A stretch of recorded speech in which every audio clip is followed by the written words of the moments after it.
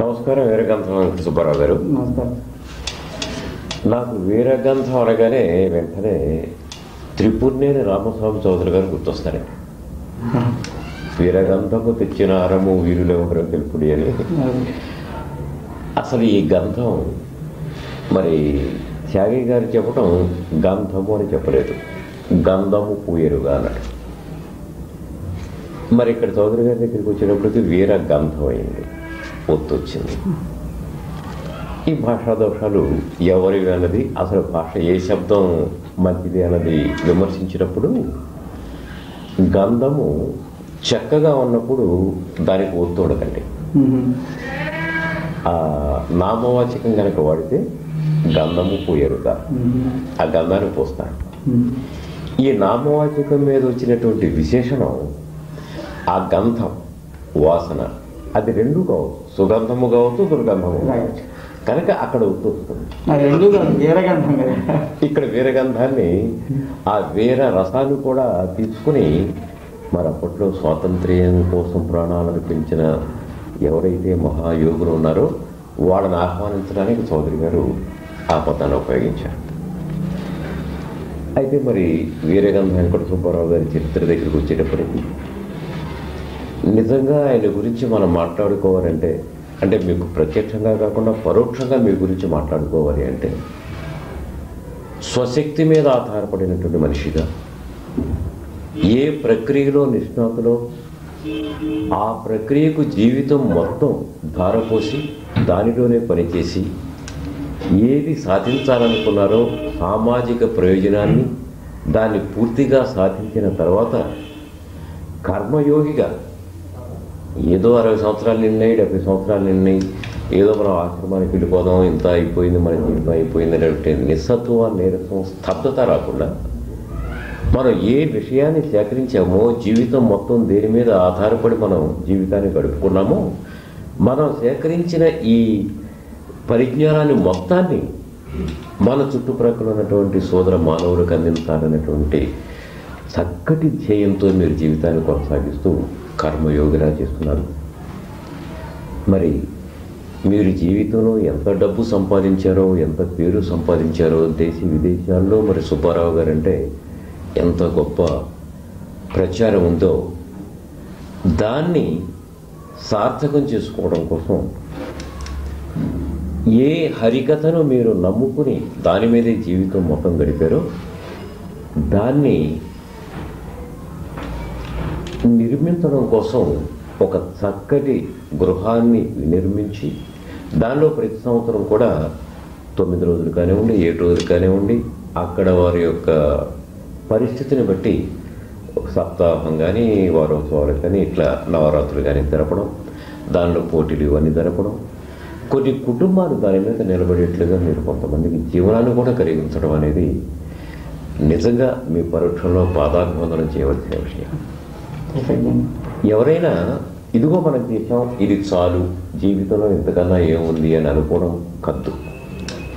అయితే విష్ణు శర్మ గారు వారు చెప్పినట్లుగా జరామరణములు లేక విద్యాధనములు గడయింపవలే. ఆ విద్యకి ఫుల్ స్టాపే ఉంటుంది, కామాలే. మనం ఫుల్ స్టాప్ పెడతాం తప్ప విద్యకు ఫుల్ స్టాప్ లేదు కదా. అలా మీరు వెళుతున్నటువంటి మీ జీవితాన్ని, అంటే నిజానికి ఈ రోజున నిత్య యవ్వనుడు అని చెప్పాలి. ఎందుకంటున్నానంటే ఈ మాట, మన హైందవ ధర్మశాస్త్రం ప్రకారం మానవ జీవితం 105 సంవత్సరాలు. ఈ షష్ఠి పూర్తి అప్పటి వరకు లౌకికంగా మన జీవితంలో ఏదైతే చేయాలో అంతవరకు చేసి, మన కుటుంబానికి భౌతికంగా ఎంతవరకు మనం సాయపడాలో అవంతా చేసి, ఆ క్షణం వరకు మనం ఏదైతే సంపాదించామో అది మొత్తం కుటుంబానికి అర్పించి, ఆ క్షణం వరకు ఏదైతే సముపార్జించిన విజ్ఞానం ఉన్నదో దీనిని ప్రపంచానికి పంచడం కోసం షష్ఠి పూర్తి చేసుకుని ఆ రోజు నుంచి నిత్య యవ్వనంలో సమాజంలోకి వెళ్ళడం సంప్రదాయం. మరి ఆ సంప్రదాయాన్ని పునికి పుచ్చుకొని మీరు మొదటి నుంచి హరికథలలో నిష్ణాతులు కనుక హరి చరిత్ర మీద భక్తి తత్పరతో మీరు అలా చేస్తున్నారు కనుక నిజంగా యోగి పొంగు వల్ల సమాజంలోకి వచ్చారు. ఇప్పుడు చేస్తున్నటువంటి దానికి నాంది ప్రస్తావనగా అసలు మీరు ఏ గ్రామంలో జన్మించారు, పుట్టు పూర్వోత్తరం, దానికి తగ్గట్టుగా అసలు వీరగంధం అనేది ఇంటి పేరు గ్రామనామం ఉండడం చాలా అరుదు. అలాంటిది మీ కుదురు ఎక్కడ ప్రారంభమైంది, ఎలా ప్రారంభమైంది, తల్లిదండ్రులు మీకు సంగీతాన్ని ఎలా అందించారు? కొంచెం వివరంగా ఒక 60 సంవత్సరాలు వెనక్కి వెళ్ళి మీ ఆ పల్లె పట్టు యొక్క ఆ పట్టుని, ఆ తేనెని, మధువుని మాకు అందిస్తే. దేవ్యానంద్ గారు నమస్కారం. మీకు నా మీద ఇంత మంచి అభిప్రాయానికి ముందుగా కృతజ్ఞతలు. నేను ఓ సామాన్యాతి సామాన్య ఓ చిన్న మారుమూల పల్లెటూరు. అది ఒకప్పటి నెల్లూరు, ప్రస్తుతం ప్రకాశం జిల్లాలో దర్శి తాలూకా ఈదరకు సమీపంలో భీమవరం అనే కుగ్రామంలో రైతు కుటుంబంలో జన్మించాను. మా పూర్వీకులు ఎక్కడో ప్రకాశం జిల్లాలో గుడ్లూరు ప్రాంతం నుంచి వచ్చారని ప్రతీతి. అక్కడికి వాళ్ళు ఎవరు వచ్చారో ఎప్పుడు వచ్చారో అది నాకు తెలియదు. మా తాతగారు వీరగంధం సుబ్బయ్య గారని, వాళ్ళ నాన్నగారు వీరగంధం పెంటయ్య గారని, ఆయన వినుకొండకు సమీపంలో పెట్టాంబండ అనే ఊరు వచ్చారట ఎప్పుడో 200 సంవత్సరాల క్రితం. మా నాన్నగారి పేరు పిచ్చయ్య. ఆయన మా ఊరు మా అమ్మగారింటికి ఎల్లరికీ వచ్చారు. మా అమ్మగారు మక్కెన వారి అమ్మాయి, మక్కెన వెంకమ్మ అంటారు మా అమ్మని. సరే 1937 జూలై 29న, అంటే దానికి సరియు ఈశ్వరనామ సంవత్సర ఆషాఢ శుద్ధ షష్ఠి గురువారం రేవతి నక్షత్రంలో నేను జన్మించానని మా వాళ్ళు అప్పుడు రాసిపెట్టిన ఆ కాగితం ఇప్పటికీ, ఆ రైటింగు, ఆ పేపర్ ఇప్పటిదాకా ఉంది. అయితే ఈ వీరగంధం అనేది బహుశా నాకు తెలిసినంతలో పూర్వంలో ఏదో యుద్ధాల్లో ముందుగా వీళ్ళు ఆ వీరగంధాన్ని పూసుకొని మేము ఉన్నాం, మా దేశాన్ని లేదా మా గ్రామాన్ని లేదా మా హక్కుల్ని లేదా మా వంశాన్ని మేము రక్షించుకుంటామని ముందుకొచ్చి ఉంటారు. అందుకని వారికి ముందుగా వీరగంధం పూసుకున్న వారు కనుక వీరగంధం అని వచ్చి ఉంటుందేమో. అయితే నాకు తక్కిన విషయాల్లో ఆ వీరం నా దగ్గర లేదు. నేను చాలా సాత్వికం. కానీ ఈ కళారంగంలో మాత్రం అంత ఎంతో వీరత్వం ఉందని మీలాంటి పెద్దలు కొంతమంది, అంటే నా మనస్తత్వానికి ఆ వీర రసానికి కళారూపంలో అంత ఇంత ఉంది తప్ప నిజ జీవితంలో నాకు ఆ వీరత్వం లేదు. నేను సాత్వికం. అయితే అంటే ఇప్పటికి 60 సంవత్సరాల సెప్టెంబర్, అక్టోబర్, నవంబర్, డిసెంబర్, జనవరి, ఫిబ్రవరి, మార్చి, ఏప్రిల్ 8 నెలలు. నా వయసు ఇప్పటికీ 60 సంవత్సరాల 8 మాసాలు సుమారు. అయితే ఈ షష్ఠి పూర్తి కూడా నాకు జరుపుకోలేదు, నాకు అవసరం లేదు. మా పిల్లలంతా ఏదో షష్ఠి పూర్తి అన్నారు. ఏమి సాధించాను కనుక నాకు షష్ఠి పూర్తి అంటే మాకు అవసరం అన్నారు. అది కూడా నేను ఇష్టపడలేదు. అయితే మళ్ళీ నేను ప్రశ్న వేసుకుని సమాధానం కూడా నాకు వచ్చింది. ఏమి సాధించాను అంటే నిజంగా చాలా సాధించానని చెప్పాలి. ఇది ఆత్మవిశ్వాసం, మళ్ళీ అహంకారం కాదు సుమా. ఎక్కడో పేడకండ్లు తీసుకుని పశువుల కాపరిగా ఎక్కడో వ్యవసాయం చేసుకోవలసిన నేను ఒక పవిత్రమైన హరికథను ఉపాసించి ఆ హరికథ ప్రభావంతో ఆ హరినామం, హరియను 2 అక్షరములు హరించును పాతకం అన్నారు కదా, ఆ హరి కథ, హరిచరిత అధ్యయనం చేసిన కారణంగా నాకు ఈ అదృష్టం పట్టిందేమో.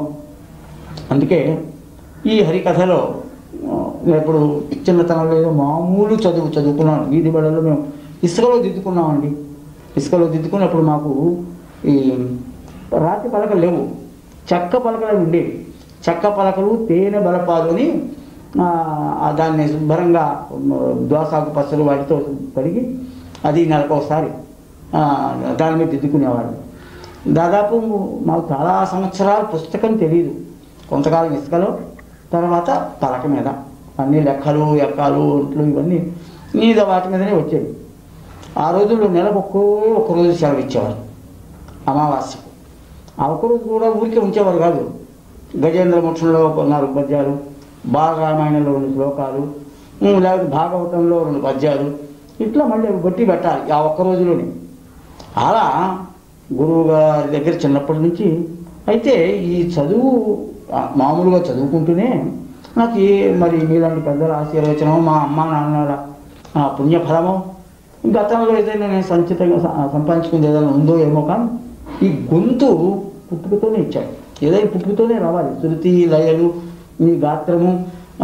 మన వాళ్ళు ఏం చెప్తారంటే 5 గాంధర్వ అంశతో జన్మతో వస్తాయి అని. ఏమిటి? సంగీతము, నృత్యము, కవిత్వము, శిల్పము, చిత్రలేఖనం. ఈ 5 పుట్టుకతో వస్తాయని. అయితే నేను కవిత్వం మాత్రం పుట్టుకతోనే వస్తుంది. ఎందుకంటే మహాపాండిత్యం సంపాదించిన వాడికి కవిత్వం రావాలని ఏం లేదు. కవి అయిన వాడు పండితుడు కావాలని కూడా లేదు. కవిత్వానికి పండిత్యం తోడితే బాగుంటుంది. అందుకే కవిత్వం కూడా జన్మతో వస్తుంది. ఒకడు ఏ చదువు లేకపోయినా ఏదో నోటికి వస్తే అది, ఇప్పుడు వేమనే మనకు సాక్ష్యం. ఆయన ఏం చదువుకోవాలా? చదివి చదివి చదివి చావంగా నేటికి చావులేని చదువు చదువువలై, చదివి చదివి చదివి చచ్చిరి అందరూ విశ్వనాభిరామ వినలేవ. ఈ చదువులు కాదు, ఇది పొట్టబోసుకోవడానికి పనికొచ్చే చదువులు, లేదా అమాయకుడు పొట్ట కట్టడానికి పనికొచ్చే చదువులు. నాకు ఈ చదువులు వద్దు.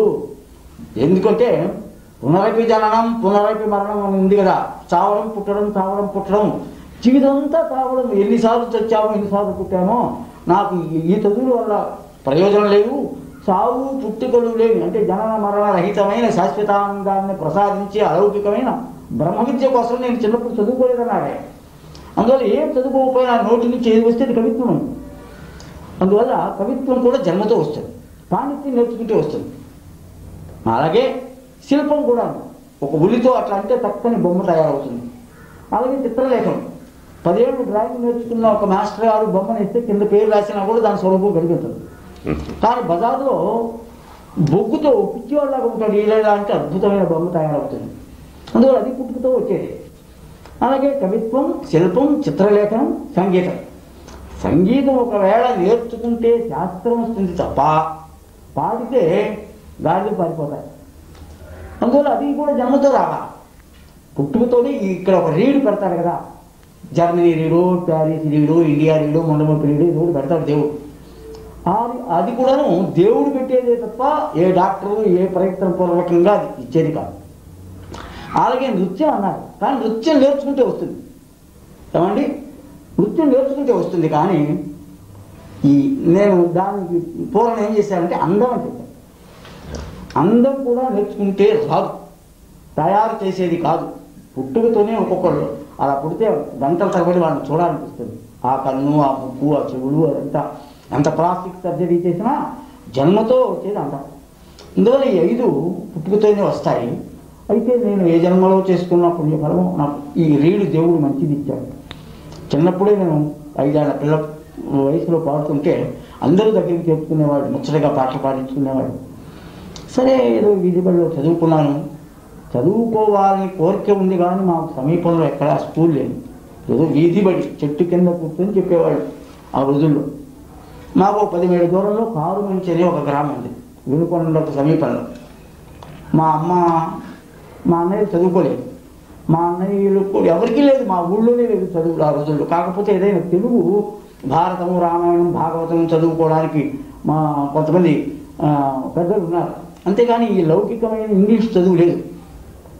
మా అమ్మ మా అబ్బాయిని చదివించాలనుకుని కారుమంచిలో చేర్పించింది 6వ తరగతిలో. కారుమంచిలో చేరిన తర్వాత మాకేం వసతులు లేవు. కొర్ర బియ్యం అని మీకు తెలియదు ఏమో. కొర్రలు, వరిగలు, సద్దలు, జొన్నలు, రాగులు మాకు పండే పంటలు. ఆ రోజుల్లో అన్నం దొరకదు. అన్నం అంటే ఈ రైస్, మన బియ్యం, వరి అన్నం దొరికేది కాదు. ఎవరైనా వరి అన్నం చుట్టాలు వచ్చేప్పుడు మాత్రమే కొట్టుకి అంగడికి వెళ్ళి ఒక వాళ్ళంటూ 6 కేజీ బియ్యం తీసుకొస్తే ఆ రోజు పిల్లలకు పండగ, చుట్టాలు వస్తే పండగ. ఎందుకంటే వాళ్ళ వల్ల వేడికింత దాన్ని స్వాంబువ అనేవాడు. ఆ స్వానుభూవ వాడు మా ఇంట్లో దొరికి ఆబువ, స్వాంబువ అనేవాడు. అట్లాంటి రోజులు అన్నమాట. సరే కొర్ర బియ్యము, దోస విత్తనాలు, కారం, దంచి మా అమ్మ పెడితే ఆ కారు నుంచి వెళ్ళి వంట చేసుకుని కొత్త బియ్యం వంట చేసుకుని దోశ విత్తనాలు కొడుతూ 3 సంవత్సరాలు అలాగే అవస్థపడ్డాము. ఆ రోజుల్లో 8th పబ్లిక్ ఎగ్జామ్స్ 8వ తరగతి చదివితే ఇప్పుడు 7కు 10కి పెట్టినట్టే ఇప్పుడు 8కి పెట్టేవాడు. 8వ తరగతి పాస్ అయితే ఆ రోజుల్లో ట్రైనింగ్ సీట్ వచ్చేది, హయ్యర్ గ్రేడ్ ట్రైనింగ్ అని. ఆ ట్రైనింగ్ 8వ తరగతి చదివాను. తర్వాత చదివిన ఏమన్నారు మా వాళ్ళు, సరే మా అనుకుని ఇంటికి వచ్చాను. ఇంటికి వచ్చిన తర్వాత ట్రైనింగ్కి అప్లై చేస్తే ట్రైనింగ్ సీట్ వచ్చింది. సీట్ వచ్చింది. ఇంతలో ఒక ఆయన మాకు సమీపంలో పూరిమెట్ల అని ఒక గ్రామంలో ఒక పేరేదో గుర్తులేదు, ఆయన ఆ మెడ్రాసులో బకింగ్హామ్ మిల్లులో పనిచేస్తూ మా అమ్మ దగ్గరికి వచ్చి, ఏమమ్మా మీ అబ్బాయికి మాకు మిల్లులో ఉద్యోగం ఇప్పిస్తాను, 200 రూపాయలు లంచం ఇస్తే, అప్పుడు 200 అంటే ఇప్పుడు 20,000 30,000, 200 ఇస్తే ఉద్యోగం వస్తుంది అన్నాడు. సరే మా అమ్మను బాధ పెట్టు బలవంతం చేస్తే 200 అతనికి ఇచ్చి, ఈ ట్రైనింగ్ సీట్ వచ్చిన తర్వాత దేనికా దానికి అనుకుంటే ట్రైనింగ్ ఆ రోజుల్లో నేర్చుకుంటే 30 రూపాయలు ఉద్యోగం. ఇప్పుడు అతను ఏం చెప్పాడు, 200 లంచం ఇస్తే స్టార్టింగ్లోనే 150 రూపాయలు మీకు జీతం ఇస్తారన్నాడు. సరే కాదు, ఎప్పుడూ చదువుకొని వచ్చే ఉద్యోగం కదా, మెడ్రాస్లో అందులో ఉద్యోగం వస్తుంది కదా అని ట్రైనింగ్ సీట్లు అది లాస్ట్ ఇయర్. ఇంకా అక్కడ నుంచి ఈ హైగ్రేడ్ ట్రైన్ తీసేశారు. అది చివరి సంవత్సరం. సరిపోతే పోయిందిలే, ఉద్యోగానికి పోదామని అనుకుంటే నెల అయింది లేదు, 2 నెలలు అయింది లేదు, 3 నెలలు అయింది, 4 నెలలు అయింది, 5 లేదు. చివరికి అన్నాడు, అయ్యా మీకు ఉద్యోగం రాదు, నేను లంచం ఇచ్చిన వాళ్ళు చచ్చిపోయాడు, అందువల్ల లాభం లేదన్నాడు. ఇటు 2 విధాలా భ్రష్టునయ్యాను. ఇటు ఉద్యోగము రాలేదు, ఇటు వచ్చిన ట్రైనింగ్ సీటు వదులుకున్నాను. ఇప్పుడు ఏం చేయాలా? ఇంకేదో మా వాళ్ళు గొడ్డలు పంపించడం, మేకలు కాయించడం, పొలంలో గడ్డి కోసుకురావడం, నీళ్లు తేవడం, ఈ పనులు చేస్తాను. కానీ నా మనస్సు మాత్రం ఈ పాటల మీద, ఆటల మీద, సంగీతం నేర్చుకోవాలి. అక్కడ డ్రామా అంటే ఇక్కడ ఆ రోజుల్లో నడిచిపోయాడు. 20 మైళ్ళ దూరంలో నాటకం ఆడుతుంటే 20 మైళ్ళు అంటే 20 మైళ్ళు అంటే ఈక్వల్ 30 కిలోమీటర్లు. అంత దూరం నడిచిపోయి నాటకాలు చూసేవాడు. అబ్బూరి వరప్రసాదరావు గారు, కేశవ నరసింహమూర్తి గారు, అతంకి శ్రీరామూర్తి గారు, మాధవపేది వెంకటరామయ్య గారు, వాళ్ళందరూ నాటకాలంటే విపరీతంగా వెళ్ళి చూసేవాళ్ళు. చూసి మేము నేర్చుకుంటే బాగున్నాయి. మా ఊళ్ళో నలబోటి అనంతరామయ్య గారు, రాములు గారు అని గ్రామ పెద్దలు, వాళ్ళందరూ వరే మీరందరూ ఊళ్ళో నేర్చుకోకూడదంటారా అని చిన్నపిల్ల అద్దెకి కోటింగా ఆయన మేమందరం కలిసి డ్రామా నేర్చుకున్నాం.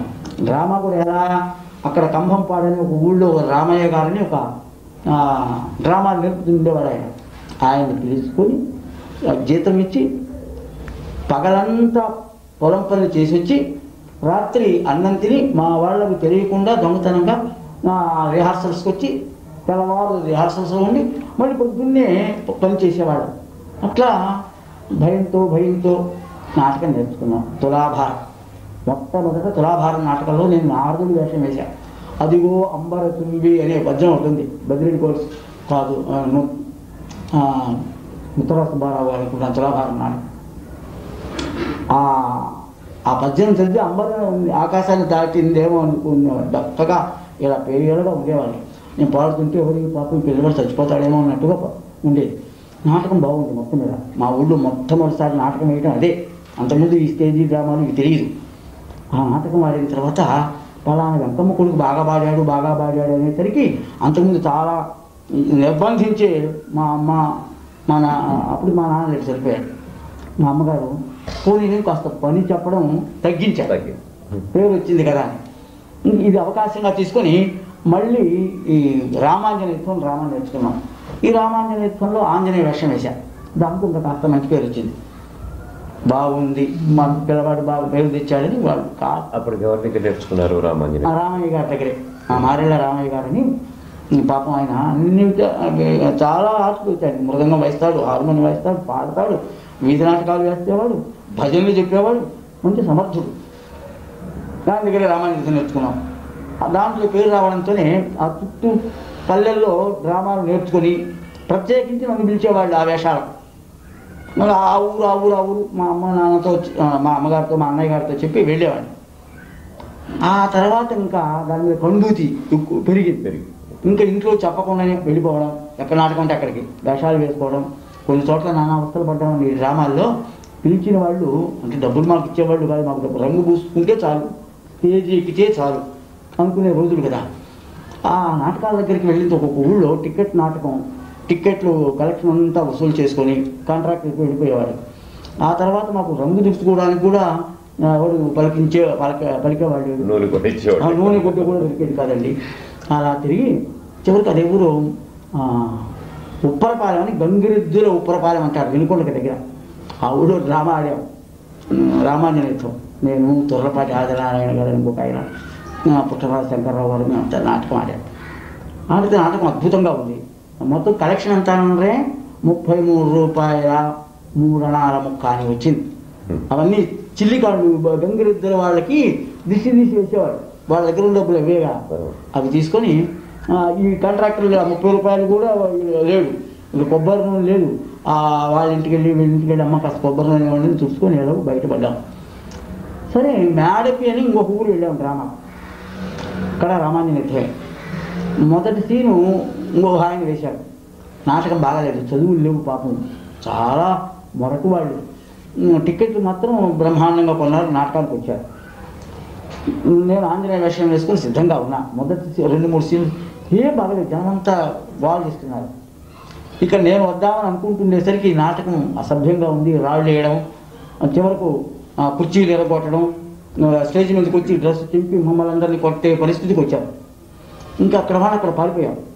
ఎక్కడ కొడతారు, నేను ఆ వేషంతోనే పారిపోయాను. ఆంజనేయ వేషం వేసుకొని ఉన్నానండి. మాకు అక్కడ గుండ్లకమ్మ అని ఒక నది ఉంది, చిన్న నది కూడా దాదాపు జీవనది లాంటిదే. ఆ గుండ్లకమ్మ దగ్గరకు పరిగెత్తుకుంటూ ఆయాసపడుతూ వచ్చాడు. అక్కడే శివాపురం అని ఒక ఊళ్ళో బ్రాహ్మణుడు, ఆంజనేయ స్వామి భక్తుడు, తెల్లవారుజామున గుండ్లకమ్మకు స్నానానికి వచ్చాడు. ఆయన స్నానం చేస్తూ నన్ను చూశాడు. ఆంజనేయ స్వామి నాకు ప్రత్యక్షం అయ్యాడని స్వామి వెంటబడ్డాడు. ఓ నాయన వీళ్ళు కొట్టడానికి వస్తున్నారు, నేను పారిపోతున్నాను. అతనేమో నా వెంటబడ్డాడు. మొత్తం మీద తప్పించుకొని ఈ నాటకాలు లాభం లేదు, నాకేమిటంటే ఏదో విధంగా స్టేజీ ఎక్కాలా, పాడాలా, 10 మంది బాగుంది అనిపించుకోవాలని తపన, రోజు స్టేజీ ఎక్కాలని. ఈ నాటకాల వల్ల కుదరలా. అప్పుడు ఏం చేశానంటే, బుర్రకథ అయితే ముగ్గురితో పోతుంది అని మా ఊళ్ళో 2 కుర్రవాళ్ళని పెట్టుకొని బుర్రకథ స్వయంగానే ఆ బుర్రకథ నేర్చుకొని చెప్తున్నాం. అక్కడక్కడ ఏం కథ చెప్పారు? బ్రహ్మంగారి చరిత్ర నేర్చుకున్నామండి మొట్టమొదట. ఆ తర్వాత కట్నాల కాపురం అని, రైతు అని ఏదో 2-3 బుర్రకథలు నేర్చుకుని ఈ బుర్రకథలలో కూడా నా ఆశయం నెరవేరాల. ఇందులో ఒకడయ్యా, నాకు ఇవాళ పొలంలో వ్యవసాయం వచ్చింది, నేను వెళ్ళాలనేవాడు. ఇవాళ నాకు బాగలేదనేవాడు. ఇలా కూడా కుదరలా. అప్పుడు ఆలోచించాను, నేను ఏం చేస్తే నా తపన తీరుతుంది అని ఆలోచిస్తే, హరికథ అయితే మంచిది, ఒకే ఒక వ్యక్తితో వైలును మృదంగం ఉన్నా పర్మనెంట్గా వీళ్ళే ఉండవలసిన పల్లె. బుర్రకథకు వాళ్ళే ఉండాలి. కానీ ఏ ఊరు వెళ్తే ఆ ఊళ్ళో ఫిడేలో, మృదంగము, తబలో, హార్మోనియమో, ఏది లేకపోతే డోలు, సన్నాయి ఏదో పెట్టుకుని చెప్పుకోవచ్చు, ముందు వేదిక ఎక్కవచ్చు అనేది. అది ఇప్పుడు ఎవరు నేర్పుతారా అని అనుకుంటుండగా తెనాలిలో విద్యాదానకరణ కల్లాకర వెంకటేశ్వర గుప్త భాగవతాలు గారని ఒక ఆయన ఉన్నారండి. ఆయన అన్నం పెట్టి బట్టలు ఇచ్చి హరికథ నేర్పుతారండి అన్నారు.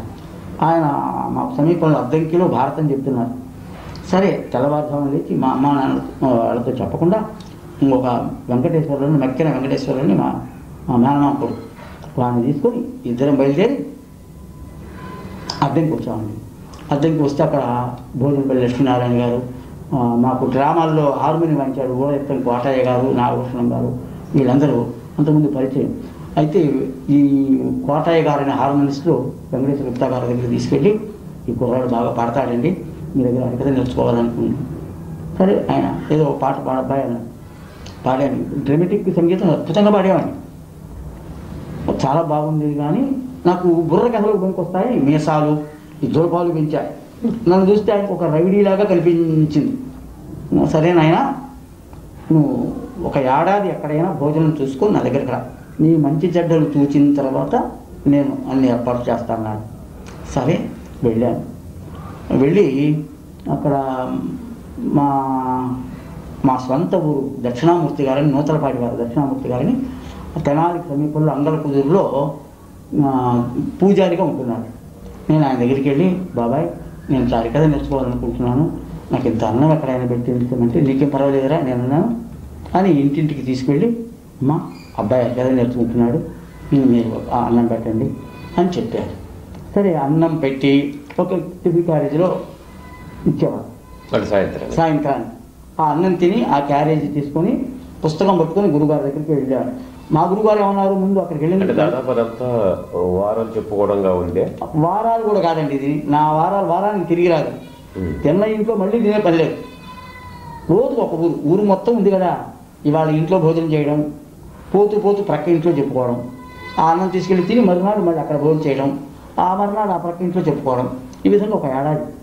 మా గురువుగారు ఏం చేశారంటే, వెళ్ళడంతోనే అబ్బాయి ముందు ఈ జులపాలు గిలిపాలంతా తీసేసి బోడుగుండి చేయించుకొని ఓ పిలక పెట్టుకో అంటే, ఆయన అభిప్రాయం నేను తర్వాత అనుకోవడం ఏంటంటే, వీడికి జుట్టు మీద ప్రేమ ఉందా, విద్య మీద ప్రేమ ఉందా. నేను చాలా ఇంట్రెస్ట్గా పెంచుకున్నాను ఈ జులపాలు, పెద్ద క్రాఫ్. సరే అసలు జుట్టుదే ఉంది, నాకు కావాల్సింది విద్య అనుకుని గురిగించుకొని పిలక పెట్టుకొని రోజు అన్నం తిని, మంచి వయసు అండి నాకు 21వ సంవత్సరం, 20 ఏళ్ళు నిండి ఉన్నాయి. ఆ ఊరు నుంచి రోజు 3 మైళ్ళకి పైన నడవడం, ఈ పుస్తకం పట్టుకుంటే అందరికుదురు నుంచి తెనాలి వచ్చే వరకు పుస్తకం, అందులో పద్యాలు తప్ప నాకు ప్రక్కన చదువుకునే పిల్లలు ఏదో అల్లరి చేసేవాళ్ళు, ఎగతాళి చేసేవాళ్ళు, ఏదో చతురుగా మాట్లాడేవాళ్ళు. నాకు వాళ్ళ మాటలు వినిపించేవి కాదు, వాళ్ళు కనిపించేది కాదు. నాకు పుస్తకం ఆ పద్యాలు తప్ప. తెనాలి వచ్చేసరికి 7 పద్యాలు వచ్చాయి. మళ్ళీ అక్కడ ఆ రోజంతా ఉండి మళ్ళీ అందరికుదురు వచ్చేసరికి మళ్ళీ 7 పద్యాలు వచ్చాయి. ఈ విధంగా ఒక ఏడాది తిరిగానండి. ఆ తర్వాత మా గురువారు గమనించి, వరే ఇంక అక్కడికి వెళ్ళొద్దులే, ఇక్కడే ఉండు అని గురుగారి ఇంట్లోనే ఉంచుకున్నారు. అయితే ప్రతి ఆయన కథకు వెళ్ళే చోటుకి అంతా నన్ను వెంట తీసుకెళ్ళేవాడు. ఎందుకంటే ఆయన కాళ్ళు ఒత్తడం నాలాగా ఒత్తేవాళ్ళు ఎవరు లేరు. శిష్యులు చాలామంది ఉన్నా నాకు గురువుగారి పాదాలే ఎప్పుడు అక్కడే కూర్చునేవాడిని. ఆయనకి నిద్రపోతూనే ఉండేవాడు, మెలకురాలతోనే ఎదురా కీర్తన వాడు అంటుండేవాడు, మళ్ళీ కీర్తన పాడుతుండేసరికి నిద్రపోయేవాడు. ఎక్కడైనా తప్పు రావడంతోనే గవి మెలకు వచ్చేది ఆయనకి, రే అది అట్లా కాదురా ఇలా అని చెప్పేవాడు. సరే ఆ కథలు నేర్చుకుంటుంటే ఇంకా ఆయనతో పాటు మ్యాట్నీ కథ అని ఆయన కథకు ముందు 1 గంట కథ పెట్టించేవాడు. మొట్టమొదటి అద్దంకిలో చెప్పానండి నా హరికథ, మొట్టమొదటి కథ అరంగేట్రా. నాకు కోట సచ్చిదానంద శాస్త్రి గాని అని ఆయన మృదంగం వాయించారు. ఆయన మృదంగంలో మంచి దిట్ట. అంటే అప్పటికే హరికథలు చెప్తున్నారు. మొట్టమొదటి నేర్చుకుంది మృదంగం. వాళ్ళ కుటుంబం అంతా సంగీత కుటుంబం. కోట గోపాలకృష్ణయ్య గారు, సచ్చిదానంద శాస్త్రి గారు, లక్ష్మీనారాయణ గారు, కోట, వీళ్ళందరూ విద్వాంసులు. ఈ సచ్చిదానంద శాస్త్రి గారి నాన్నగారు శివయ్య గారని మహాభక్తుడు, శివభక్తుడు. 100 యజ్ఞాలు చేశాడు. 100 యజ్ఞాలు కార్తీక మాసంలో 1 కోటి లింగార్చన చేసేవాడు. ఇప్పుడు 100 ఏళ్ళ, అప్పటికి 100వ సంవత్సరం. ఆ పుణ్యమే సచ్చిదానంద శాస్త్రి గారికి వాళ్ళ తల్లిదండ్రుల పుణ్యం అంటారే. నిత్యాన్నదాత ఇన్ని యజ్ఞాలు చేశారు. ఆ యజ్ఞంలో మొట్టమొదటి కథ చెప్పాను. దేవుడి దేవల గురువు గారి కటాక్షంతో ఏదో బాగుందన్నారు. అక్కడి నుంచి ఏదో 5ో 10ో చదివింపులో వస్తే అవి తీసుకొచ్చుకొని బియ్యం తెచ్చి వంట చేసుకునేవాడిని. ఈ వంట చేసుకుంటే మా అమ్మగారు కూర, పచ్చడి, మజ్జిగ ఇచ్చేవారు. ఆ విధంగా కొంత గడిచిందండి. ఇంతలో 7-8 కథలు వచ్చినాయి. కథలు వచ్చినాయి కానీ నాకు కథలు మా తర్వాత అవుతు సోమారెడ్డి గారని మాతో పాటు కథలు నేర్చుకునేవారు. ప్రక్కనే పరిమి సోమారెడ్డి గారు, తర్వాత విద్యాసాగర్, వీళ్ళంతా కథలు చెప్తున్నారు. అయితే నా తర్వాత వచ్చిన కొంతమంది నాకంటే ముందుకు తీసుకుపోతున్నారు జనంలో పడి. గురుగారిని ఏదో ఆ మాట ఈ మాట చెప్పి కథలు వేయించుకోవడం, వచ్చిన వాళ్ళ దగ్గరికి వెళ్ళి నేను పలానా నా కథ వేసుకోండి అనడం. వాళ్ళందరికీ కథలు వస్తున్నాయి, నా కథలు రాలేదనే విచారం కూడా నాకు లేదు. అయితే మా తర్వాత నేను వాళ్ళు ఎందుకు ముందుకు వెళుతున్నారంటే సినిమా పాటలు ఏవో తమాషాలు చేసి జనానురంజకంగా కథ చెప్పేవాడు. నాకు ఆ సినిమా పాటలు పాడడం మొదటి నుంచి ఇష్టం లేదు. అందుకని నేను ఇట్లాగే ఆగిపోయాను, వాళ్ళు కథలు వెళ్ళిపోతున్నారు. నాకు అప్పుడప్పుడు అనిపించేది నేను మాత్రం సినిమా పాటలు ఎందుకు పాడకూడదు, వీళ్ళందరికంటే నేను బాగా పాడగలను కదా. కానీ మనస్సు అంగీకరించరా. అలా కొంతకాలం బాధలో పడ్డాను. సరే ఇంతలో నాకు రేడియో నాకు భిక్ష పెట్టిందండి. ఆ రోజుల్లో రేడియో తప్ప ప్రచార సాధన ఏం లేదు.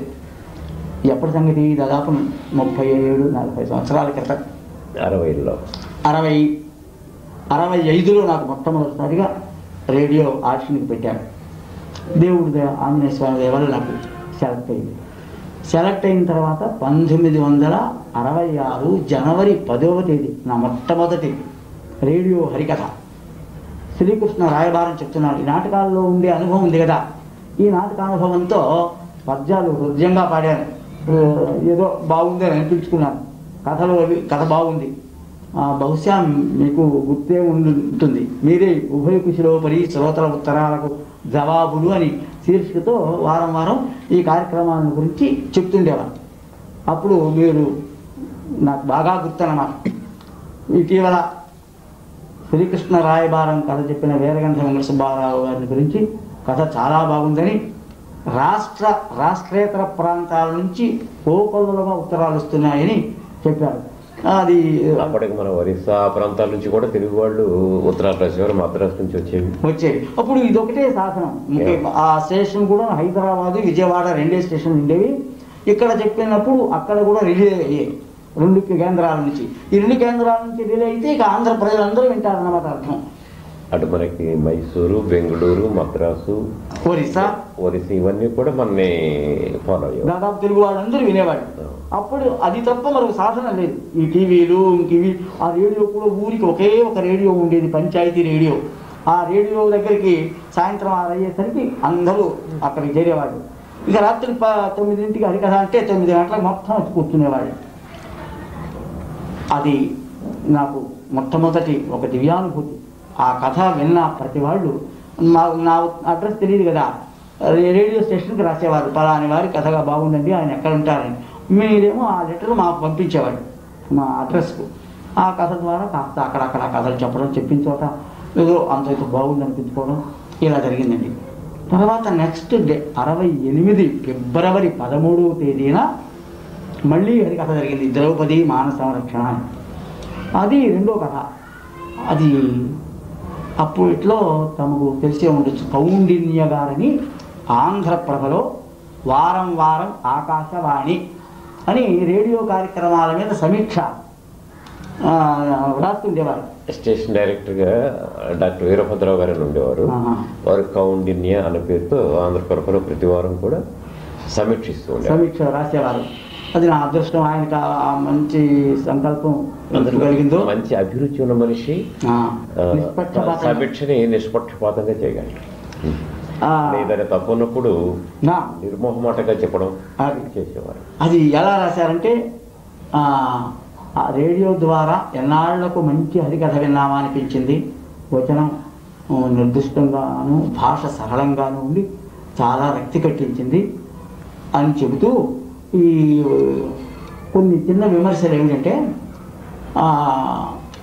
కృష్ణ నిన్నే నమ్మితీరా అని, నిన్నే నమ్మితీరా కృష్ణ నన్ను కృపగని రారసు విచార యశో విచార యశోదా కుమార నిన్నే నమ్మితీరా అనేది భక్తులందరూ కృష్ణుడికి ఇలా స్తోత్రం చేస్తున్నారు అని ఈ పాట పాడితే ఆయన అందరూ కలిసి ఇలా స్తోత్రం చేస్తున్నారని నిన్నే నమ్మితీరా అని ఏకవచన ప్రయోగం.